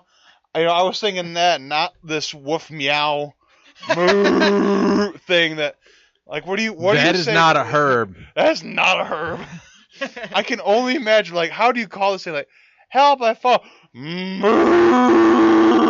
It's like, I don't want you. Stay in the bedroom. No, I'm in the kitchen. Stay in the bedroom. I will get up on my own. I am fine. That sounds terrifying. Well, I mean, if you think about it, hey, that's some extra motivation there, don't Now you? this other True. robot looks more useful than that first one did. Which I'm getting to. I'm gonna talk about that one right now. Okay. Okay, so Rich Walker from Shadow Robotics is one of the team engineers working on UK government-funded initiative called the Chiron Project, which is developed a set of modular robotic systems designed for home care. The exact look of the Chiron robot is still shrouded in secrecy, but according to Walker, it's not all humanoid. The goal we set for ourselves was to identify where we could intervene in the aging process to have a maximum benefit. Initially, the plan was for Chiron was to build something to support active living and help people age well. But through the team's research, it became apparent that the real issue for elderly people was still living at home, was moving into, out of, and around the bed. That's what Chiron is now focusing on. In contrast, Walker is also working on another robotics project called RAMSIP, which is funded by the EU with the hope of building assistive home robots for people with mild cognitive impairments and dementia. With a torso, an arm, and a camera-equipped head, this is much closer to being a humanoid robot. Public perceptions about care robots may remain mixed, but it still helps to show what people what the specific benefits are. Once you explain to people what these systems are and give them examples of what they can do, then people are more usually quite positive. Just take Middlewood. From a personal point of view, there was an initial sort of awakening thinking for the first time. Yeah, I now see how that could work. The whole development could be a real boon to certain groups of people. Can I stop you for a moment? Well, that's pretty. Yeah. Okay. Well, it's So, over. the one that I'm looking at, is it the one that they considered more humanoid? I mean, the one-armed. I don't really consider. One arm. It looks like a pop machine with an arm. Yeah. You know, when I was looking at this story, you know what these robots It made me think of? It made me think of Iron Man. You guys have seen the first Iron Man movie. You know how he's got that one robot that rolls around the garage? Okay. Yeah. I was sitting there gonna going, say, I'm like, how does that look like where Iron the Man? hell did you see a cow bunny dog in Iron Man? I want to go back and shoot my TV if that's the case. Why don't we But- just do Bicentennial Man? This thing, you know what this thing looks like? It looks like what's going to replace McDonald's workers. That's what it looks like. It's even got a little tray. It does. It has a little tray. It's got like a screen face thing. But It's got an arm. the second one is cool though. The second one I like. The weird hybrid animal thing looks like The bunny something out of dog cow? God of War The bunny that I dog cow. don't want to screw with. Yeah, that's Myro. Myro's a little creepy looking. You gotta get used to it. But did you guys? Because we're talking about machines that are helpful and whatnot. Did you see the upright automatic wheelchair? Yes. I did not. That was out several years ago. Is that the one where it's got the wheels on the bottom and it flips? It can go upstairs. It can raise up. I was gonna say. I've seen one like that, but it's just a little different. It's for people who are wheelchair bound, right? What they do is they like wheel themselves up to this thing, and it attaches, and you attach it, you pick yourself up, kind of squeeze underneath your butt, and right, and you push a button, and it will help them stand up vertically. Right. Nice. So as opposed to like running around in the wheelchair like half the height they normally are, right, and they can't reach stuff, this thing puts them upright and they can lock in place, and it holds them up there, so they can do stuff like, oh hey, I'm going to make a thing of pasta. They can reach up on the top shelf of their cupboards now, and they can get it, and they can make their own stuff without having to wait for somebody to come home. Well, that's what this other thing did. Oh. So this was back when I was in elementary school. It was a wheelchair. And the way it was designed is that there were like almost two sets of wheels that it would literally sit like it would sit straight up to where you could almost touch the top of the cupboards. I have to say, this thing looks like something out of a Frankenstein movie. It does, but it's not as creepy as your dog. Yeah, that's true. It's not as creepy as the dog. Which one are we talking about? The one I was talking about. Oh, okay. Yeah, but anyways, anyways, I saw because some of the ones you were talking about popped up too. Did they? Yeah. You see when you were talking about the upright wheelchair, that made me think of that incredibly lazy invention that I saw. I'm not sure if they actually made it or if it was a joke, but there were pants with like these chair legs like implemented into it, so you could like, look like you're standing, but you're actually sitting. I love it, and I want it. But yeah, so I mean, it's again, this is another one of those things that mankind is working on, where it's baby steps in a direction that could literally help us out in the future. Have you hopefully in a less creepy form than a cow dog rabbit. There is a robot out there that's supposed to be like an interactive one, not like helping people around or whatever, but it's supposed to be interactive and it's supposed to be able to control a lot of things in your house. You can sync it up to the robot, and it's got these really big eyes. But I'd say you're not talking about like Alexa or the Roomba or something. No, right? I'm not talking about Alexa or the Roomba. I would rather much. This thing is terrifying. If I can find a picture of it, but it's pretty interesting. My brother just got this one toy. It's basically like a like a little artificial intelligence robot. It's called Cosmo. You got it from Toys R Us. It's a little robot, maybe about the size of a full fist, and he's got facial recognition, and he can recognize people, and put a name to the face. He can even say your name in a cute little robot voice. And you can put him on a table, and if he ends up coming to the edge of the table, there's a little camera under him that'll sense that the table ends, and he'll stop and he won't go over the edge. However, there is a little dilemma with him. If the table's edge is curved, it won't it falls off. Yeah, and he'll roll right off. We sadly witnessed that once, but either way though, it's I don't think that's cool as sad as you think it is. All right, Not really. that's Oh, not you're talking about Jibo? I think it's Jibo. Jibo doesn't actually move like from spot to spot, but he just sits there, and his body like will shift around, and he's got like an eye, like it's like a screen with an eye. It's not this. It's something similar to it actually. Man, I'm just gonna end up posting a whole bunch of pictures of robots to the page later, aren't I? Probably. Yes, you are. Anyway. You know what I'm going to be posting? What are you gonna be posting? Links to. Movie Madness Monday. Movie Madness Monday. Nice transition. You're welcome. So, for those of you that don't know, there was some news that was passed on recently that Don Rickles, my bad, has passed away. Old. He has wrinkles. He is not Rickles. Anyway, Don Rickles passed away at the age of 90. One thing that I found out today is he passed away before he had the chance to record the tracks for the new movie. Yeah, because he's Mr. Potato Head, right? He is. Okay. Can we please get like some Scottish bagpipes playing Amazing Grace for Don Rickles? Give me a moment. I don't think we have a button for that. Well, we need to get a button for that because this man, all right, this man is a freaking legend. Really? Oh yeah. I mean, like you want to talk about guys who are like really popular in comedy, like today. Like you want to talk about guys like Kevin Hart. This guy was like really famous for like insult comedy, wasn't he? Yeah, but the thing was that he was like if you know who Lisa Lampanelli is, right? Do you know who Lisa Lampanelli is? Yes. Yes. I'm not a huge fan of Lisa Lampanelli. Mostly because the only thing she talks about is, doing black guys. That's literally the only thing she's known for. And she's considered the queen of insult comedy right now. Right. But if you want to talk about people who are just overall popular as far as comics go, like today, you think guys like Kevin Hart, Louis C.K., Dave Chappelle, now that he's back and doing tours and stuff. This guy was that back, in the probably 50s through 70s. Really? Oh yeah. Like if he didn't come around a lot because obviously it's insult comedy. He can't do it too much or else it ruins. It also can ruin you if you do it too much. He was on Johnny Carson a lot too. Oh yeah, huge Johnny Carson guy. But he was always funny.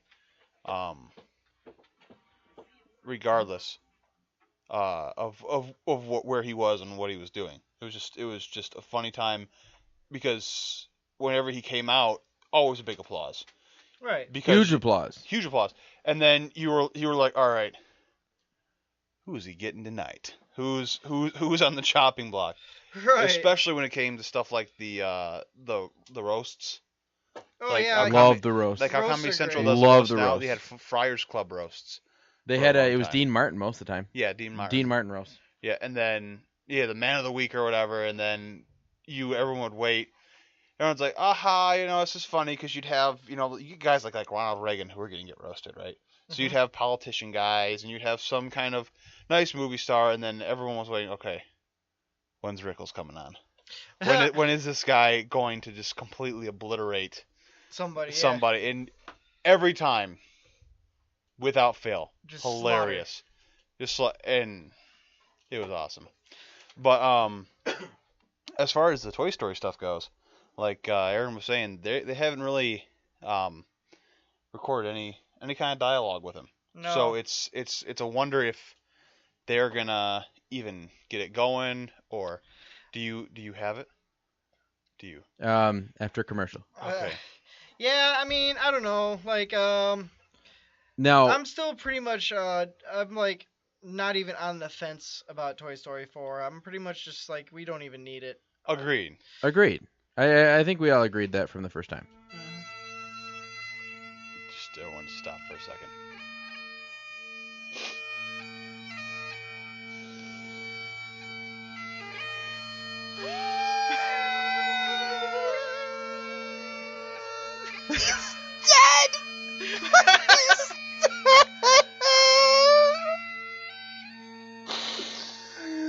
God, why? Take me instead. Bring back Rickles. I'm about to cry. He's pushing up daisies. he likes daisies, but he's pushing them up. Why are you so red in the face, Aaron? Because you're hilarious. Thank you. Do you know who's more hilarious than me? John Rickles! Oh my god. Okay, I'm good. I think I'm gonna be good now. Oh man, that's. I had my sister's lizard died, right? It was originally mine, and I gave it to her as I left for college, and she had him for a long time afterwards, and he died. And recently too, like within the first, the last few months. I love the end, and he died. And my sister told me that, and she's like, "What should I do with the body?" I'm like, "Put it floating in a box down the river." And she did. She did.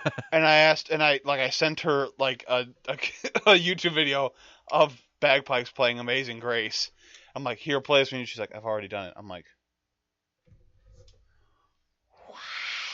How could you not do that?" I also told her to do a Viking thing, throw it down the river, but then shoot a flaming arrow at it as it goes. She couldn't do that. But I don't think I could do that either. No. No, anyway, so obviously many of us are still very sad that he has passed. But he did leave behind a tremendous legacy. He's got so many, there's so much work that he's done, and that he left behind. I mean, just in Toy Story alone, yeah, Mr. Potato Head.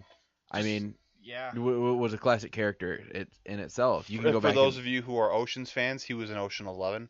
I think the first Ocean's movie. First or second? Did not watch the Ocean's movie. Ocean's 11 or 12. What was he? Who was he? He was one of the guys that worked at the casino, I think. Are you sure? I think so. I maybe don't quote me on it, but I'm quoting you on it. Okay, let's look it up here. Anyway, you guys look it up and I'll keep going. Yeah.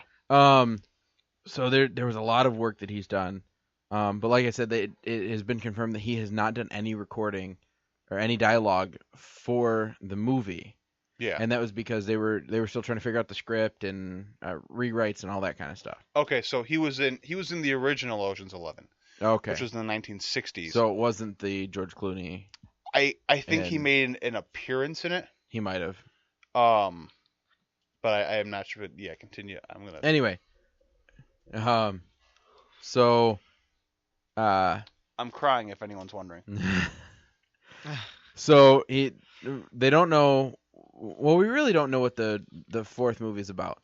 What I've heard it's about is it focuses on the gang looking for Bo Peep, who didn't appear in Toy Story 3, which Honestly, I didn't realize even until they said that. Yeah. Yeah, someone pointed that out before, and I was like, holy crap. So that's supposedly what it's about. Now, if you guys don't know, they have replaced one of the voice actors before. Yeah, the Slinky Dog. Slinky Dog. They did? Yes, the gentleman who played Slinky Dog had passed away. Vern. I think after the first movie. No, I think it was right. I think they got done recording the second one, and they gotten bits for him in the second one. Right. But he died before number 2 officially came out. Yeah, that Right. makes sense too. Because And there's so- quite a time gap between 2 and 3. Well, but it was funny because they found almost a perfect match Yeah. to to cover for it. cover for it. Right. And because I'm the geek that I'll go on YouTube and I'll type in behind the scenes of this movie and watch it. And that was one thing that I did, or that I was watching, was Toy Story. And he's like, the new voice actor was talking about it, and he said it was like I channeled, the Jim previous, Varney, the previous actor when he did his role. Yeah.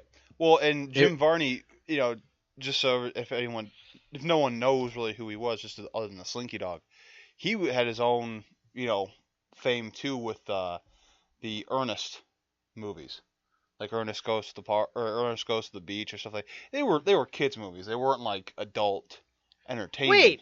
Wait. I just put 2 and 2 together. Wait, the guy who did Ernest is the guy who did Slinky? Yeah, same guy. I never put 2 and 2 together. Yeah. Oh my god, I grew up with the Ernest movies. Yeah. He was the guy that did He was the guy that did Slinky Dog's voice for the couple movies. Oh man, But that's that what- explains why Slinky was my favorite toy in the Toy Story movies. That's probably why you didn't hear too much of Slinky Dog in number 3, because in the first one he had a somewhat larger part. He was always talking to Woody or whatever. But when it came to 3, It was Blake Clark that took over the voice of Slinky Dog. who is that? Have you ever seen the show Boy Meets World? No. No? I'm kidding. Yes, I have. Okay. He played Sean's I'm father. a child of the '90s. I love Boy Meets World. He played Sean's father. Drawing a blank. Either way. This guy.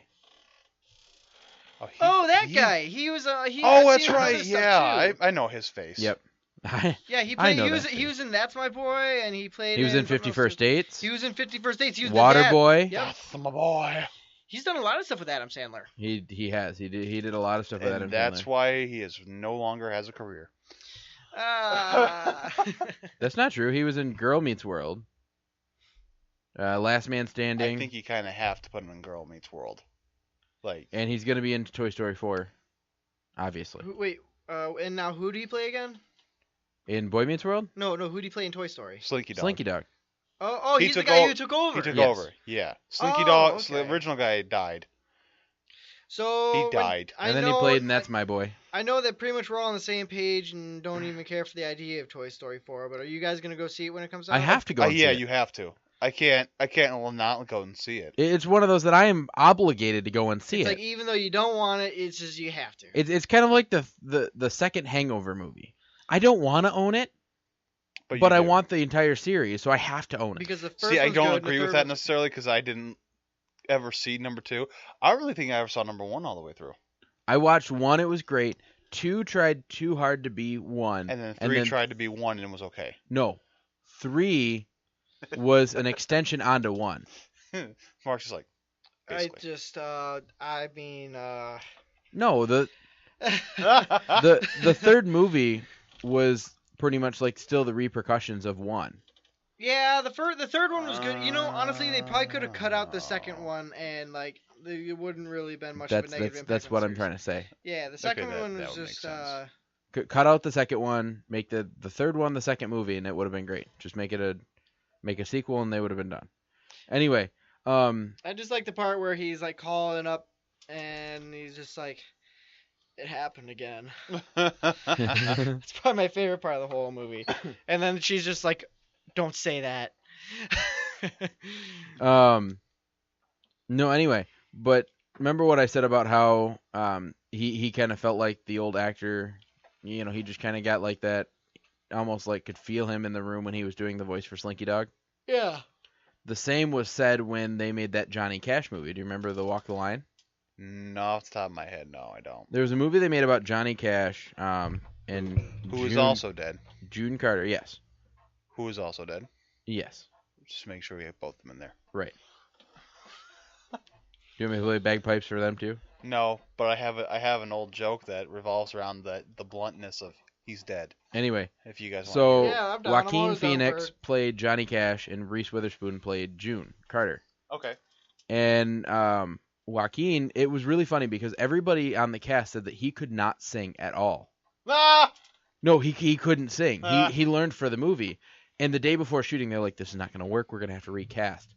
The minute that camera turned on, he said he felt like he was possessed by the spirit of Johnny Cash because it just, all of a sudden, that voice came out. Do you know how hard it is to replicate Johnny Cash's voice?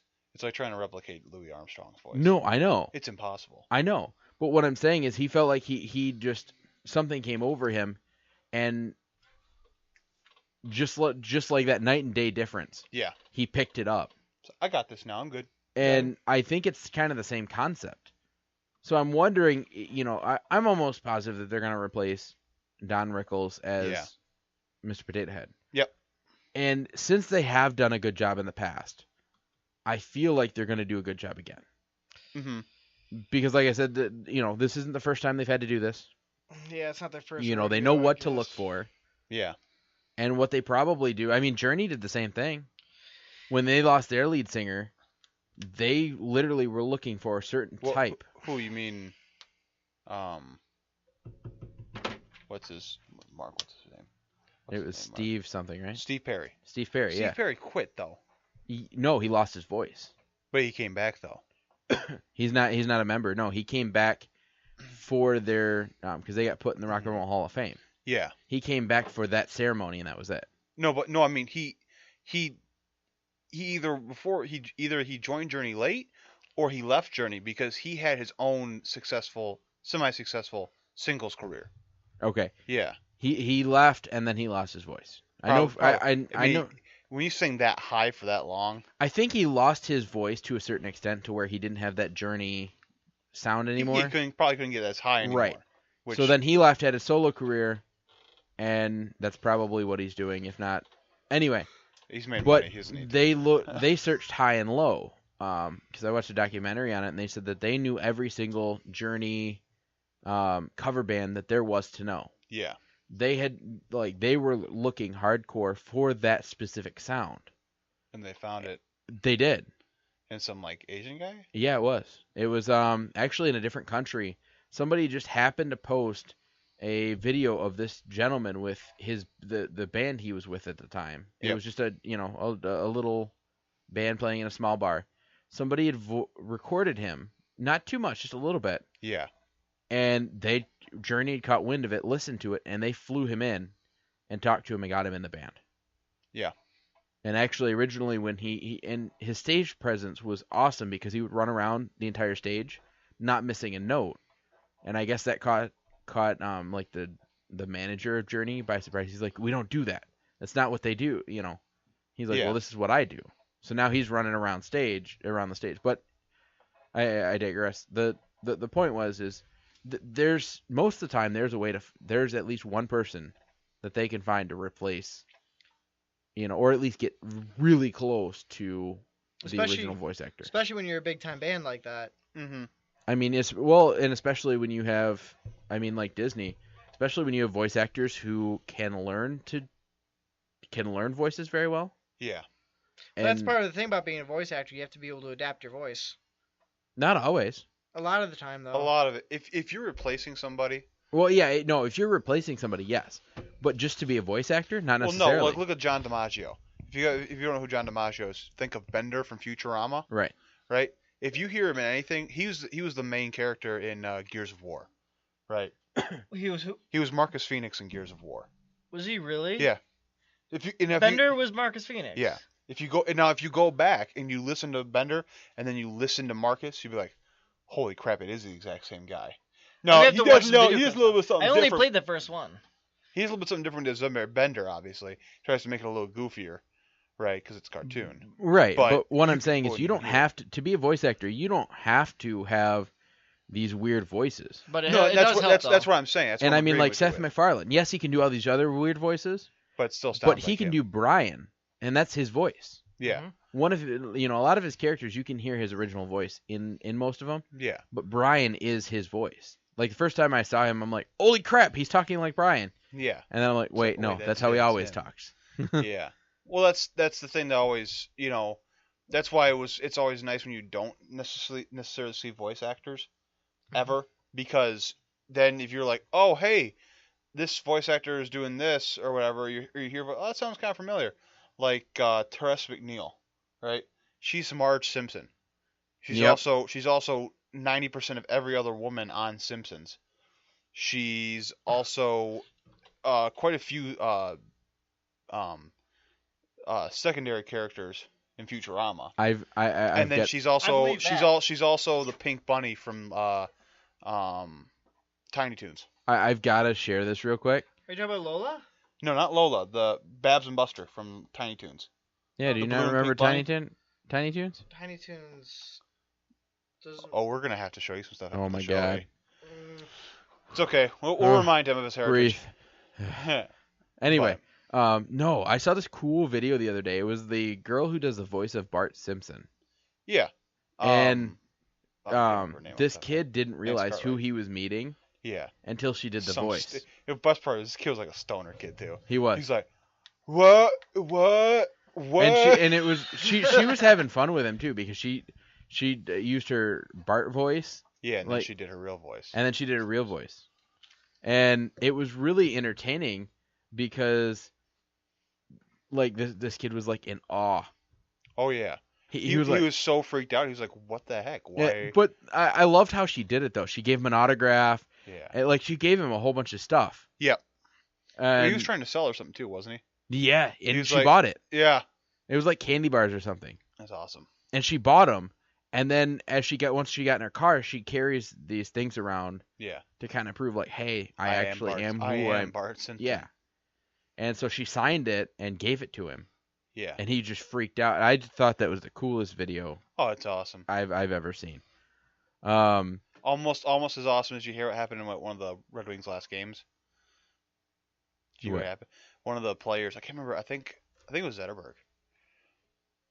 Knocked over some guy. It was like right in like the right off the ice, right? All right. The guy had put his beer on down by the glass, and he had accidentally run into the boards and knocked the it beer off. over. So he's like, "Oh, I'm so sorry." So he runs back over to the bench, grabs the hockey stick, signs it, and throws it over top of the glass to give the guy. It says, and on the stick says, "Hey, sorry for knocking over your beer. I owe you one." And then he threw it over the stick and gave it to him to have. That's like, cool. That is. Well, it's kind of like Brad Paisley. Brad Paisley. I don't know if I've told you this story. I might have. I don't believe you have. It's one of my favorite stories.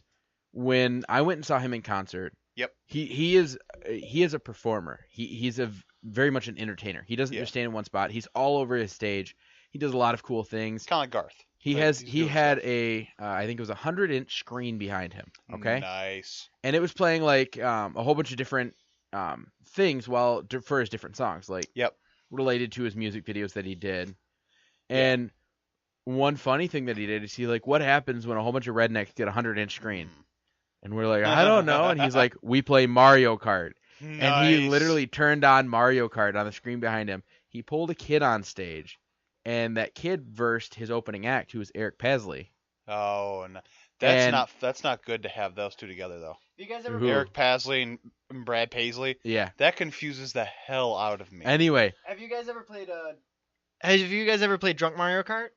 No. Beerio Kart. Beerio Kart? Yeah, it's basically where do you know what Beerio Kart is? No, I don't. So you cannot drink and drive. Okay. You have to open your drink when you start. Like when the race starts, you open your drink. Yeah.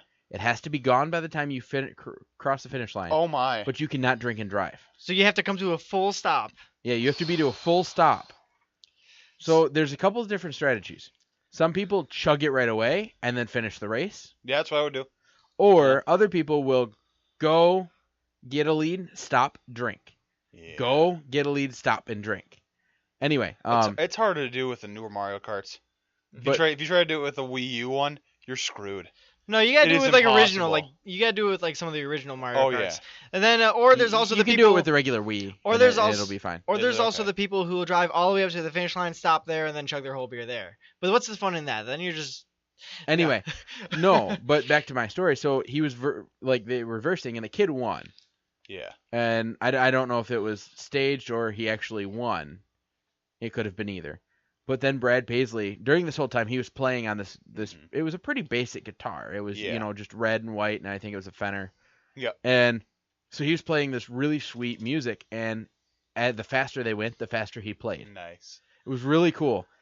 The best part about it was when the kid won, Brad Paisley grabbed the guitar, signed it, and said, "Here, learn to play this. You'll get more girls." I love it. Oh. And then Absolutely send him backstage because they had to get all the equipment off of it. Yeah. It's kind of like when They just go back there and was like, "Oh, it's so cool," and they just string the whole thing. They take all they took all the frets off. You have to earn these back. No, it wasn't that. It was Go get your own strings. We need these. They've got the wireless they got to go to the amps. Yeah. All that wireless stuff they've got to take off of Of course, yeah. And Otherwise, I was gonna say, and they probably leave the strap on. They may take that off, or they may have an alternative strap that they'll put on it. Yeah. Because I don't know how that all functions. Either way, but that was really cool. And he gave away like 4 guitars during the entire concert. that's awesome. And they were all like those red and white ones. So every time it got to the point where every time he pulled one of those out, you knew he was going to give it to someone. Everyone's like, yeah, and But I mean, he would play on it, sign it, and then give it away. nice, love it. So, but Brad Paisley, like I said, he's a performer, he's an entertainer. But I love people like that. Yeah. Like Keith Urban. I went and saw Keith Urban. It was actually at Faster Horses, and he had a platform in the middle of the crowd. Yep. And he went down and he played about 3 or 4 songs. Yeah. And then in the middle of one of his songs, when he was back on the normal stage, Yeah. he kind of stopped singing the song and they were playing the tune, and he was reading the signs that people had. Huh. And one of them said, "Third time's the charm, bring me up on stage." Ah. And he said, "Okay, come on up." And he took a selfie with her Nice. using her phone and a whole bunch of stuff like that. Later, and that phone was drowned in beer. I She never gained- got the photo back. I gain a lot of respect for people who do that. Yep. Like recently I saw a video of the lead singer of Green Day. Pulled a Yeah, kid up on Billy Joe. stage. Oh yeah, Billy Joe did that at the concert that I went to. He pulled a kid up on stage. He pulled gave a him kid up guitar. on stage, taught him a couple notes Yeah. to play the song, Mhm. and the kid picked it up like that. Yep. So this kid played these notes. They walked down it was almost like a catwalk type. Mm-hmm. So they walked down that. He played. They finished the song because he sang to the song while the kid played. Mm-hmm. Like, And then and the video that I watched, the crowd's like, or smash it, and Billy Joel's like, no. He's like, you get to keep this guitar. It is yours. Oh, nice. He's like, you get it's, and he'd been playing it Yeah. for probably the first half of the concert. Or whatnot. Nice. That's even And better. he's like, you get to keep it. And the kid's like, and then again, he went backstage and and they, Darren's just still smash it, and they're but no, anyway, but I gained that much more respect for not only the lead singer, but Green Day as a band. yeah. No, I mean they're amazing band. I mean, But that's what earns my respect. Yep. Is, Brad Paisley is one of my all-time favorites. And I have yet to see Josh Turner, who's another one of my, he's up there. Yeah. And I feel like he has that same kind of, down to earth. I'm sure he's a lot more relaxed in his performances, though. Right. Right. Yeah, no, he's not going to be all over his stage. But he is going to be a little bit more relaxed. But I'm hoping he's going to be, kind of. Mark's having trouble. He no, is. my cord was getting all tangled. Kind of with the crowd. You know what I mean? Yeah. That's what I look for when I go to a concert. Mm-hmm. And a lot of people will be like, "Oh, you're critical on concerts." I'll be like, "No." Yeah. I just there's certain things that I look like Ariana Grande, crap. Yeah. She sang awesome. Her show was crap. Her stage moved more than she did. Yeah. So anyway, yes, boss, So- I will reel it back in. I'm just messing. Um, No, we have a lot of stuff to cover. That's We all. do. Yeah. No, anyway, Holy so kind of moving on, and I know we've talked about this next topic before, but I don't know if we talked about this. Did you know that the new Baywatch is rated R? Yes, Doesn't surprise me. Yes. Okay. Now, The Rock elaborated on why it is rated R, and Boobs. I like that The movie. answer's boobs. It is, It's 100% and I like that boobs. movie so much more. So much more. Why did you go to the movie? Boobs. Boobs. There was boobs. Anyway, Lots of boobies. so the Rock spoke about the R rating, and he confirmed that there will be a lot of nudity, and he had to say that we are far dirtier than the show ever was. Obviously, the show is a family show at a family time of the day. Let me tell you, I think it'd be hilarious if in the movie he did the peck pop like he did in the. He could have. He could. that There's would be a very funny. real chance. There is. But one of the movies could have been dirtier. I think people are going to be shocked that Baywatch has got dirty. No one really will be, though. No. I'm sorry, but you got the original Baywatch got as dirty as it possibly could on daytime television. Right. Like, now that's a movie. It's like it was only expected to get dirtier. Now that you don't have to play with, So, people. anyway, but he said there is still going to be a lot of laughs. They worked hard to make sure that the quote unquote the flesh quota was high. And so I just and then he goes on somewhere else talking about how he was a little bit disturbed by how all the girls were into Zac Efron's abs. Are you surprised? I mean, he's small. Like Dwayne is like a giant. He's a truck. He for those who do No, not he is a understand- wall.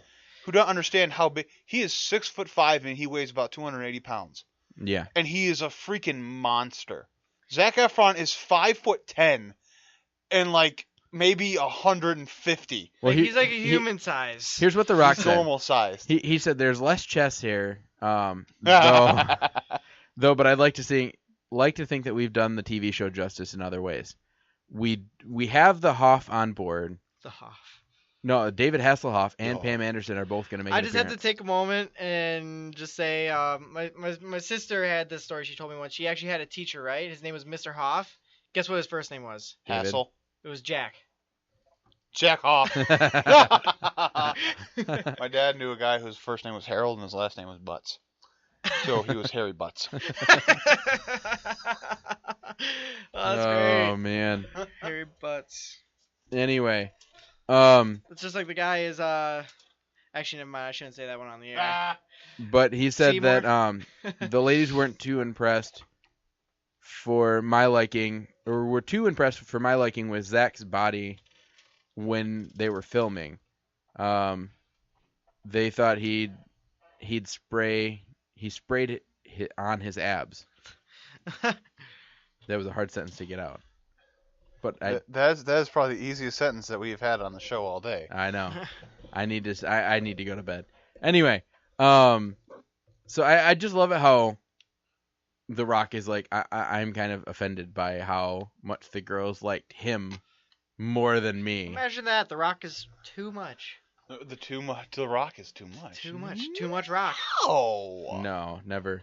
I know a lot of girls that you say that The Rock is going to be in Baywatch and there's nudity, and they'll be like, I'll be the first one to buy a ticket. Oh, hell yeah. Oh my God. But no, David Hasselhoff and Pam Anderson will both make an appearance in the movie, which I'm excited about. I love cameos of the original actors and actresses playing different roles. Yep. Like, that is the only reason I liked the movie, the new Ghostbusters movie, is because it had a cameo from every single. Those are the only thing that had to make the movie work. No, They had Harold Ramis's son. no. Was They his also son. had Harold Ramis's a bust of Harold Ramis. But he wasn't alive. He didn't have to be. He still That's made why an appearance technically. No, he didn't. A Anyway. bust of Harold Ramis made an appearance. Either way, Harold Ramis was So we all in just there, agree that the new Ghostbusters movie was not good. except for cameos. Didn't even see it, but I don't think it's good. The cameos were really good. Same.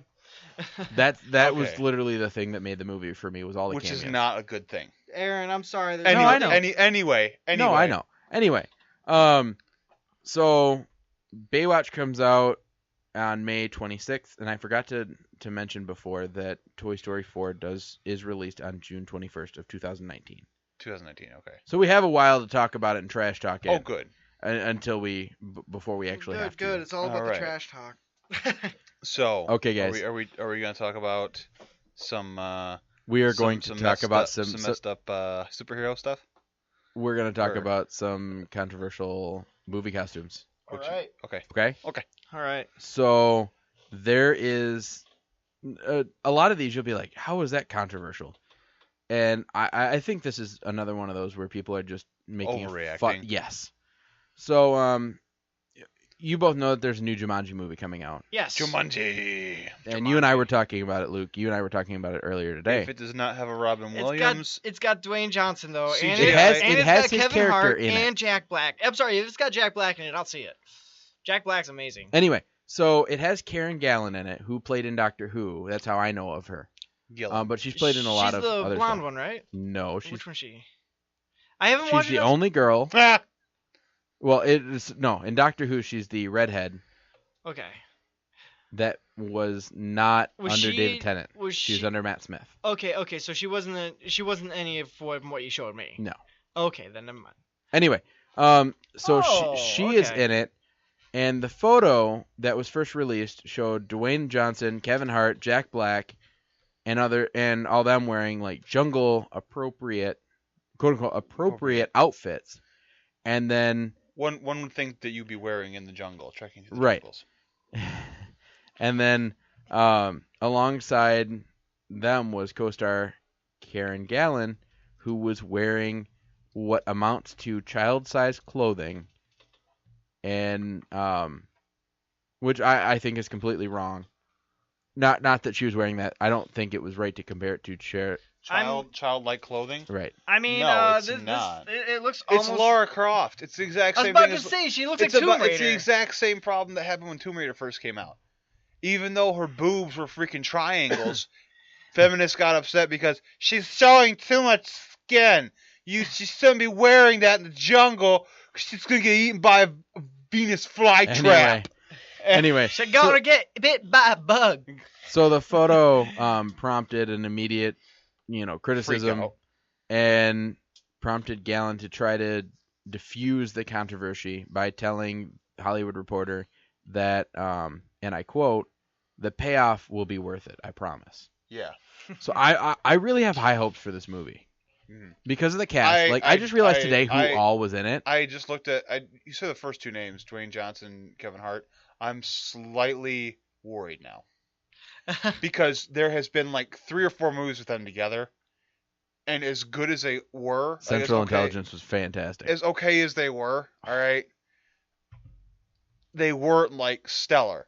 Like it's always the exact same thing. Kevin Hart is an overreactive little guy, and Dwayne Johnson's like, "It's okay, buddy. It's gonna be all right." No, I think this one's a little bit different. It's like if you Lenny look at the picture, it's like Lenny from Mice and Men. Mice and Men, where he's like, "I killed the bunny rabbit, George," and Gary Sinise, who is much shorter than what's his name, is like, "Great." It's the No, well, this one it looks like, I don't know, it looks a little bit different. Because yes, The Rock looks like the leader, like he always is. Right. yeah, Alpha. That's just the way it is. Yeah. But he kind of looks like almost like a clumsy, doofus. kind of. Okay, Right. that could work, but it's all. And then you've got Jack Black as a professor, which has happened before, it has. and I it's think it'll be nervous. entertaining. When characters play with similar characters over again, like I have a feeling this is going to be like R.L. Stein's thing. That was good. I really liked I that. thought it was okay, but I think Jack Black's going to kind of have the same thing. I don't think so. Same mixed with his King Kong movie. Nah. Mixed together, it's like, I actually want to see the new Kong movie. I know, Aaron. I know you don't I'm like done the with idea, King Kong. but They've I made way heard too it's many really of those good. movies. Plus, it's got the guy who played in Godzilla. Talladega Nights, and he's also in that one Adult Swim show. Oh, I know who you're talking about. What's his name? Oh, the guy that was Ricky Bobby's friend, and Yeah, yeah. Cal Naughton Jr. He's been I in a can't bunch of remember- stuff, I but can't he's remember good. his name. Anyway, I forget. Oh, he was But also we Will gotta- Ferrell's brother in we- Step Brothers. we gotta keep keep- going. we got to keep going. Yep. So the next one, and I thought this was dumb. So it was the George Clooney's Batman and Robin. Got nipples, That's pretty much it. It's It had because the suit nipples. had nipples. which is weird. To be perfectly honest, I'm sorry, it is kind of weird. Like it's not that it should be that big a deal, but it is a little weird to put nipples on a freaking piece of armor. Well, okay, so here's what they said, because the creator chimed in and he said the bodies for the suits, Gee. the inspiration for They weren't them. even outlines; they were perky. They were like They were diamond cutters. yeah. It was But like he walk said- out in the winter. He said and the inspiration. even Robin. has them. Will you let me And that finish? actor does not need it. No. So He's not. so buff. the inspiration for the suits were Greek statues, and so they were molded perfectly, in to kind of to kind of look like the statues. Yeah, which makes And he sense. never even put it, a thought process in nipples. right. No, he's just like, okay, this is kind of what we want it to look like. Let's put a mold on it, make it a costume, and call it good. Which I understand, but it's like there's no other suit for any other superheroes that have nipples. Everybody in the world has nipples. Yes, but the Hopefully, suits, everybody only has 2. like if you were watching Avengers and Scarlet Witch's, nips popped out a little bit from her suit, you'd be like, why was that filmed like that? That seems kind of dumb. No, I would go woo. I know you go woo, but from a cinematic point of view, I was Aaron. gonna say Scarlett Johansson. Come on now. I said Scarlet Witch. Oh, Scarlet Witch. Not and Scarlett Johansson, both of them. Both of them, yeah. Either way. Anyway, so I don't see why this was that big of a deal. It is creepy. I will agree with you there, but I don't think it It's should like have been that big a googly deal. eyes. Anyway, then you go to the the infamous Green Lantern costume with Ryan Reynolds. Which Which I is didn't even see the god-awful. movie, but yeah. I it was thought just the costume god-awful. looked cool. It's awful. I think it's dumb that he didn't know what it looked like until the trailer came out. I think that was wrong. it's awful. The suit looked cool. It was awful. It was 120% fake. It's like they put him in a green suit, not a green suit, like a green screen suit, and said, "You're gonna have fun with this." That's what they did. See, I think they should have had some I think that's concept probably art. what they did. Like literally. No, that is what they did. I feel like they should have had some concept art of what it was going to look like. It was honestly Because it would have been fine. It would have been fine if they hadn't made it shiny. They made it shiny, and that was the issue. I liked how it kind of looked like it was running through his veins. That's creepy. That's what I liked about it. That's a little Yeah, it's creepy. got like a ripple effect to it. I don't know if I like that. I Yeah, it's creepy. I liked it. I don't know. Anyway, Anyway. But I'm biased because I'm a Green Lantern fan. Okay, now what I about didn't this think it was that bad, but there are a lot of people who said it was. Like I said, my problem with it was they didn't have any concept art, or they didn't show Ryan Reynolds what it was going to look like. hmm And I feel like since he couldn't picture what it was look like that he was wearing, yeah. Right. he couldn't do it justice. Now what You know about I this? What about this Pitch Perfect 3 one? Rebel Wilson. So the I Pitch didn't see Perfect anything 3 Pitch Perfect, so. is getting into the whole like, Body positivity thing. Yes. So, even this was even before it came out.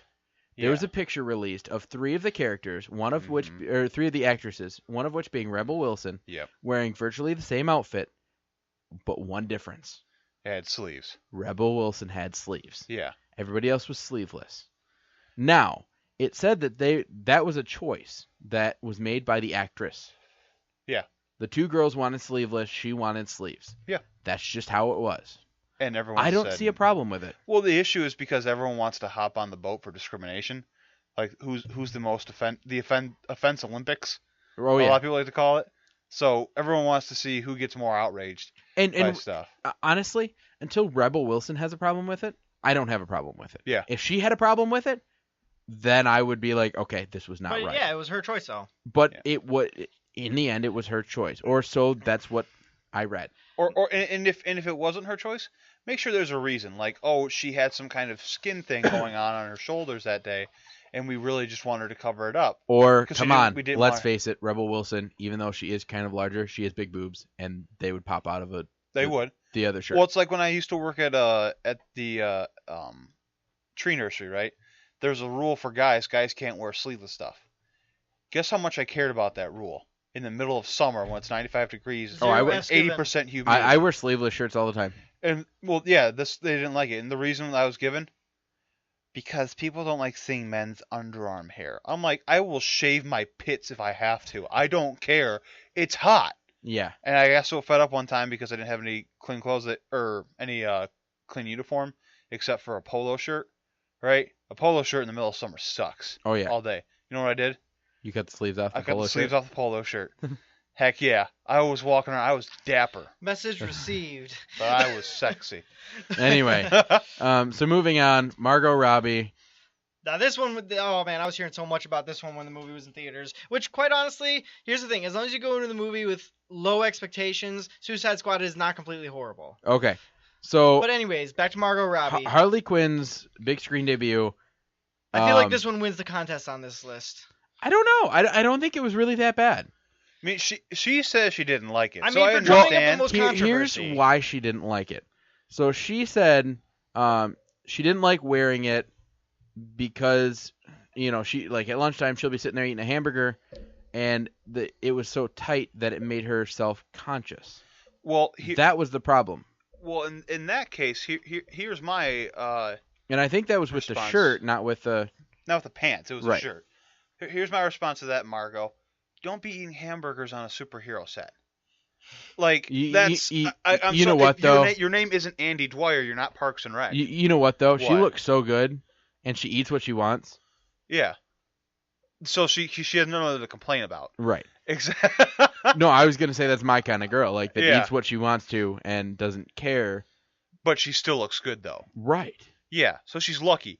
So complaining about, well, I was eating a burger and I felt Well, no. bloated. And- Why'd and- you eat a burger then if you knew you were gonna? Well, the and she next wasn't scene- complaining about it. It was they asked her, and she admitted that she, wasn't that completely comfortable with it. Yeah, But she didn't have a problem with it in itself. yeah. You know. If you're gonna you put yourself in an uncomfortable situation, right? Yeah. If she knew, okay, hey, after lunch, guys, we're shooting the scene where Margot is gonna be in a really tight wet T-shirt. Don't eat a hamburger. Right.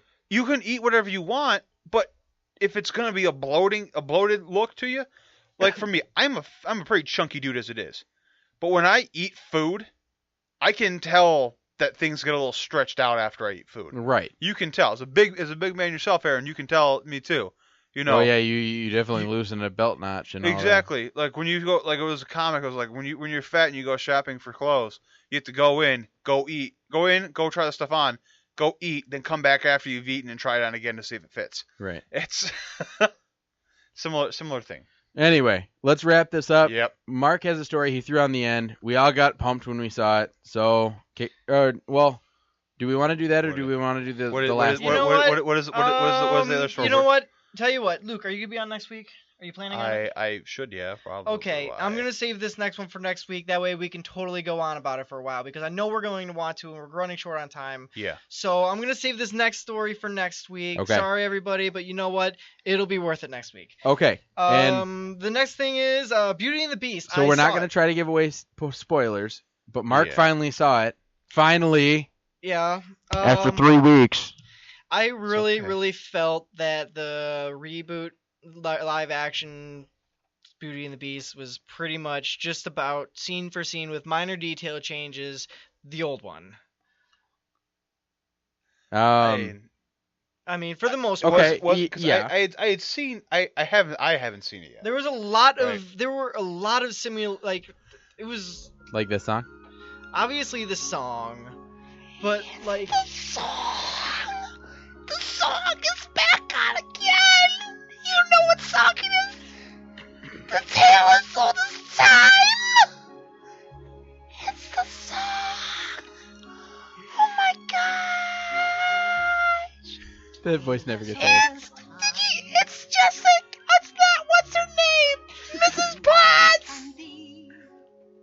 What's her, it's Murder, She Wrote singing a song. You get too excited for that. Oh, I am. that's I'm great. sorry. Anyway. I like the Ariana Grande version. That was really good. There was an Ariana Grande. What? Yeah, her and John Legend. Did you not stay for the end of the movie? We are going to have to show him a lot of things after the show's over. I know. I Anyway. can't. I gotta get going. I'm sorry. No, you are staying. Anyways. Heck Anyway. No, but you know what though? You know what? I gotta say, I watched the original one that as soon as I got home from the show last week. Finally. And you know what? I ate my words. It was an excellent movie. And then I wish I had a bell. I want to be Blaine now. I want a bell. And then a couple days later, I saw the new one, and it was good. I still liked it. It was pretty much, it's just about scene for scene the old one. And that's what I liked about it. It was enough like the old one. Yeah. That it was good. But it wasn't too much like. But it wasn't too much They like made the old some one. changes, like when Gaston attacked. Never mind. I'm not gonna do spoilers. But they did do some minor changes, and that's good. That's good. Yep. You know what they did? Belle's dress justice. They did. They did. Good. They did. I heard the only thing I heard that wasn't great about it was the fact that Emma Watson can't sing. No, she could sing. No, they. I wanna go back and rewatch it, just so I They can- auto-tuned her for most of the stuff. She sang them, but she goes auto-tuned through most. Are of you it. sure? Because it didn't sound like Yeah, I don't know. we will go back and watch. Either way, I You want know, to yeah. go back and watch it again too. That way, I can catch any details I missed, because I know Yeah. I'm sure I missed some details. Fanboying and whatnot. Not even just. Oh, I was freaking out. I know saw you were. Lumiere, and his voice was actually better than I thought it You was. know what? The character design was excellent. Oh yeah. Oh yeah. I have to give it that. Okay, I The- still have to see it. So Yeah. Mhm. yeah. I mean, you're not giving really any spoilers because I'm pretty sure I know how the movie goes. Right. I saw the original. Well, no, and they add on to the They Yeah. add on to certain parts of the storyline. Yep. Like they go into kind of depth about Belle's mom, which Yeah. the original didn't, which I liked. Yeah, that's good. And then they went kind of beyond the ending of the original. Okay. So that was cool. That's not too much of a spoiler, is it for you? No, I'm good. Okay. Yeah, no. But I just love. But those were just some subtle touches that they added. Yeah. That just enhanced the story and made you love the characters that much more. Mm-hmm. And it was just it was a really good movie, and it was so much like the original. Like I said, that it was good. You know, they didn't completely revamp it and ruin it. They took the original. They're like, okay, this is what we want to do. Yeah. We're gonna redesign it a little bit. I thought the Beast looked fantastic. Okay. Because in the original, he had like the little he looked like a baby deer. He had just like little spikes. Yeah. This time he had full like, you know. He looked like a demon goat. He had the demon goat horns, like they went like halfway down his back and everything. Like he had some serious hornage going on. They didn't go halfway down his back. They just went up and curled. Yeah. Are you trying to say he was horny? I guess you could say that. No, anyway, but then he had like the whole like the dog feet. Yeah. So they took a lot of the elements of the old And they put in the new. and they put in the new. That's good. That's good. Like I said, especially when designing the Beast. Now, a cool part is, the face of the Beast. Yeah.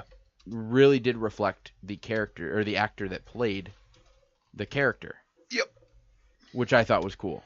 Yeah, they've done a lot with the motion capture stuff recently. Yeah. Like Hulk looks a lot like Mark Ruffalo. Right. Stuff like that. Well, and there's like when they did Moana. Yep. That they did enough that the guy that he played in that movie actually looked like Maui looked like Rock. kind of. Yeah, a little bit. The face wise, yeah. Right, face wise. You could see that voice coming out of that person. Right. And it was actually, I could see it so much that I forgot who was like, you know, sometimes I'm like, oh, this person's doing the voice. I got lost in the movie. Yeah. To where I didn't see The Rock. I saw the character. You saw Maui. And it's the same way with Beauty and the Beast. I got so, like, just kind of sucked into the movie that, like, don't get me wrong, they played to be our guest, and I'm like, oh my god! Yeah. Like, I was geeking out. Yep. But I was so sucked into the movie that it was really good. Mm-hmm. So, and I don't think that they could have done the movie any other better. way. Okay. Any better. It was really good. And good. I don't think I've heard a bad review about the movie. Okay, I'm sure there's tons, but you just haven't heard any. I mean, I really haven't. I mean, the critics, Yeah. thought they said they really liked it. Yeah. It did really well at the box office. The only thing is the Baby Boss beat it out, and I think that was the child factor. Yeah. Because I feel like the Beauty and the Beast, like, It ended up being more adult than it was. right, Yeah. right. I mean, it could have been good for children. Yeah. But I feel like it was geared more. It's kind of like the new Power Rangers. I feel like that was more geared towards adults. Now kids could go and see the new Power Rangers. There hasn't been a new Power Rangers TV show in a while. And that That's I think the why. that last is a one good thing. I think the last one I remember was like what, Dino Force or something. That is like a good thing. Yeah. Because It got too old. they came out with like 5 different. It was almost like CSI. Yeah. They came out with like 5 of them. Or Law and Order. The original of that isn't even on, and SVU's just gotten weird. It's like- all about rapists and drugs. No, like I liked Yeah, SVU. it's gonna be a little weird. No, I liked SVU the original, but they completely lost the format that they used to have. Okay. You know, like they don't have the. I don't think they've got like the dun dun, and then they, you know, Yeah. like you just I get you. I get what you mean. complete set change, almost an entire new cast. I'm like, at this point, just stop the show. Yeah. True. They've got 1 original cast member. No, well, 2. It's, Ice-T is it's still like there. NCIS. Ice-T is still there. Yeah. And he needs to stop being Ice-T. But anyway. So I think that's pretty much it. Why don't we try to make a plan to see if we can see the movie sometime this week? Okay. We'll see it all together. All right. We can try. And then that way, next week we can give a full-blown review, spoiler Opinions episode, and whatnot. opinions and whatnot. And I think that'd be a good idea. I like it. Okay? Let's do it.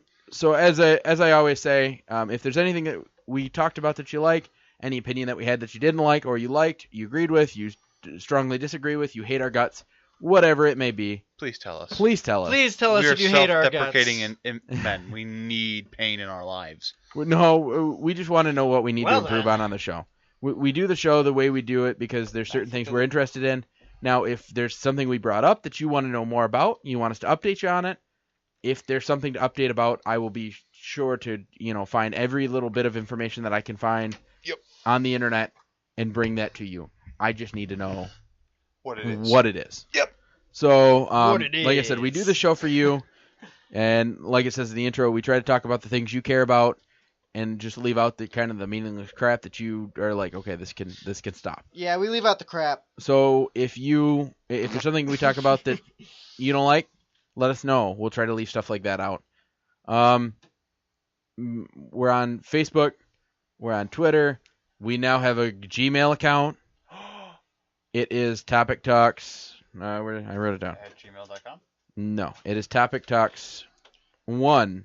Topic Talks at gmail.com. Someone already had Topic Talks? No, Topic Talks at gmail.com is what it is. Okay. So you can even shoot us an email now. We're on Facebook, Twitter, or we're not on Twitter. Facebook, Spreaker. I'm still working on Twitter. It may take a while. I'm not into that kind of stuff. And we don't have an Instagram either. I'm working on that too.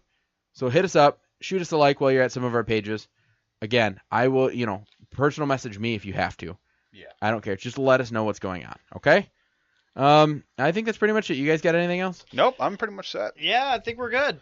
Well, I mean, if that's it, I'm Aaron Klingingsmith. And I'm Mark Wilson. My name is Lucas Sanders. And signing off. Goodbye.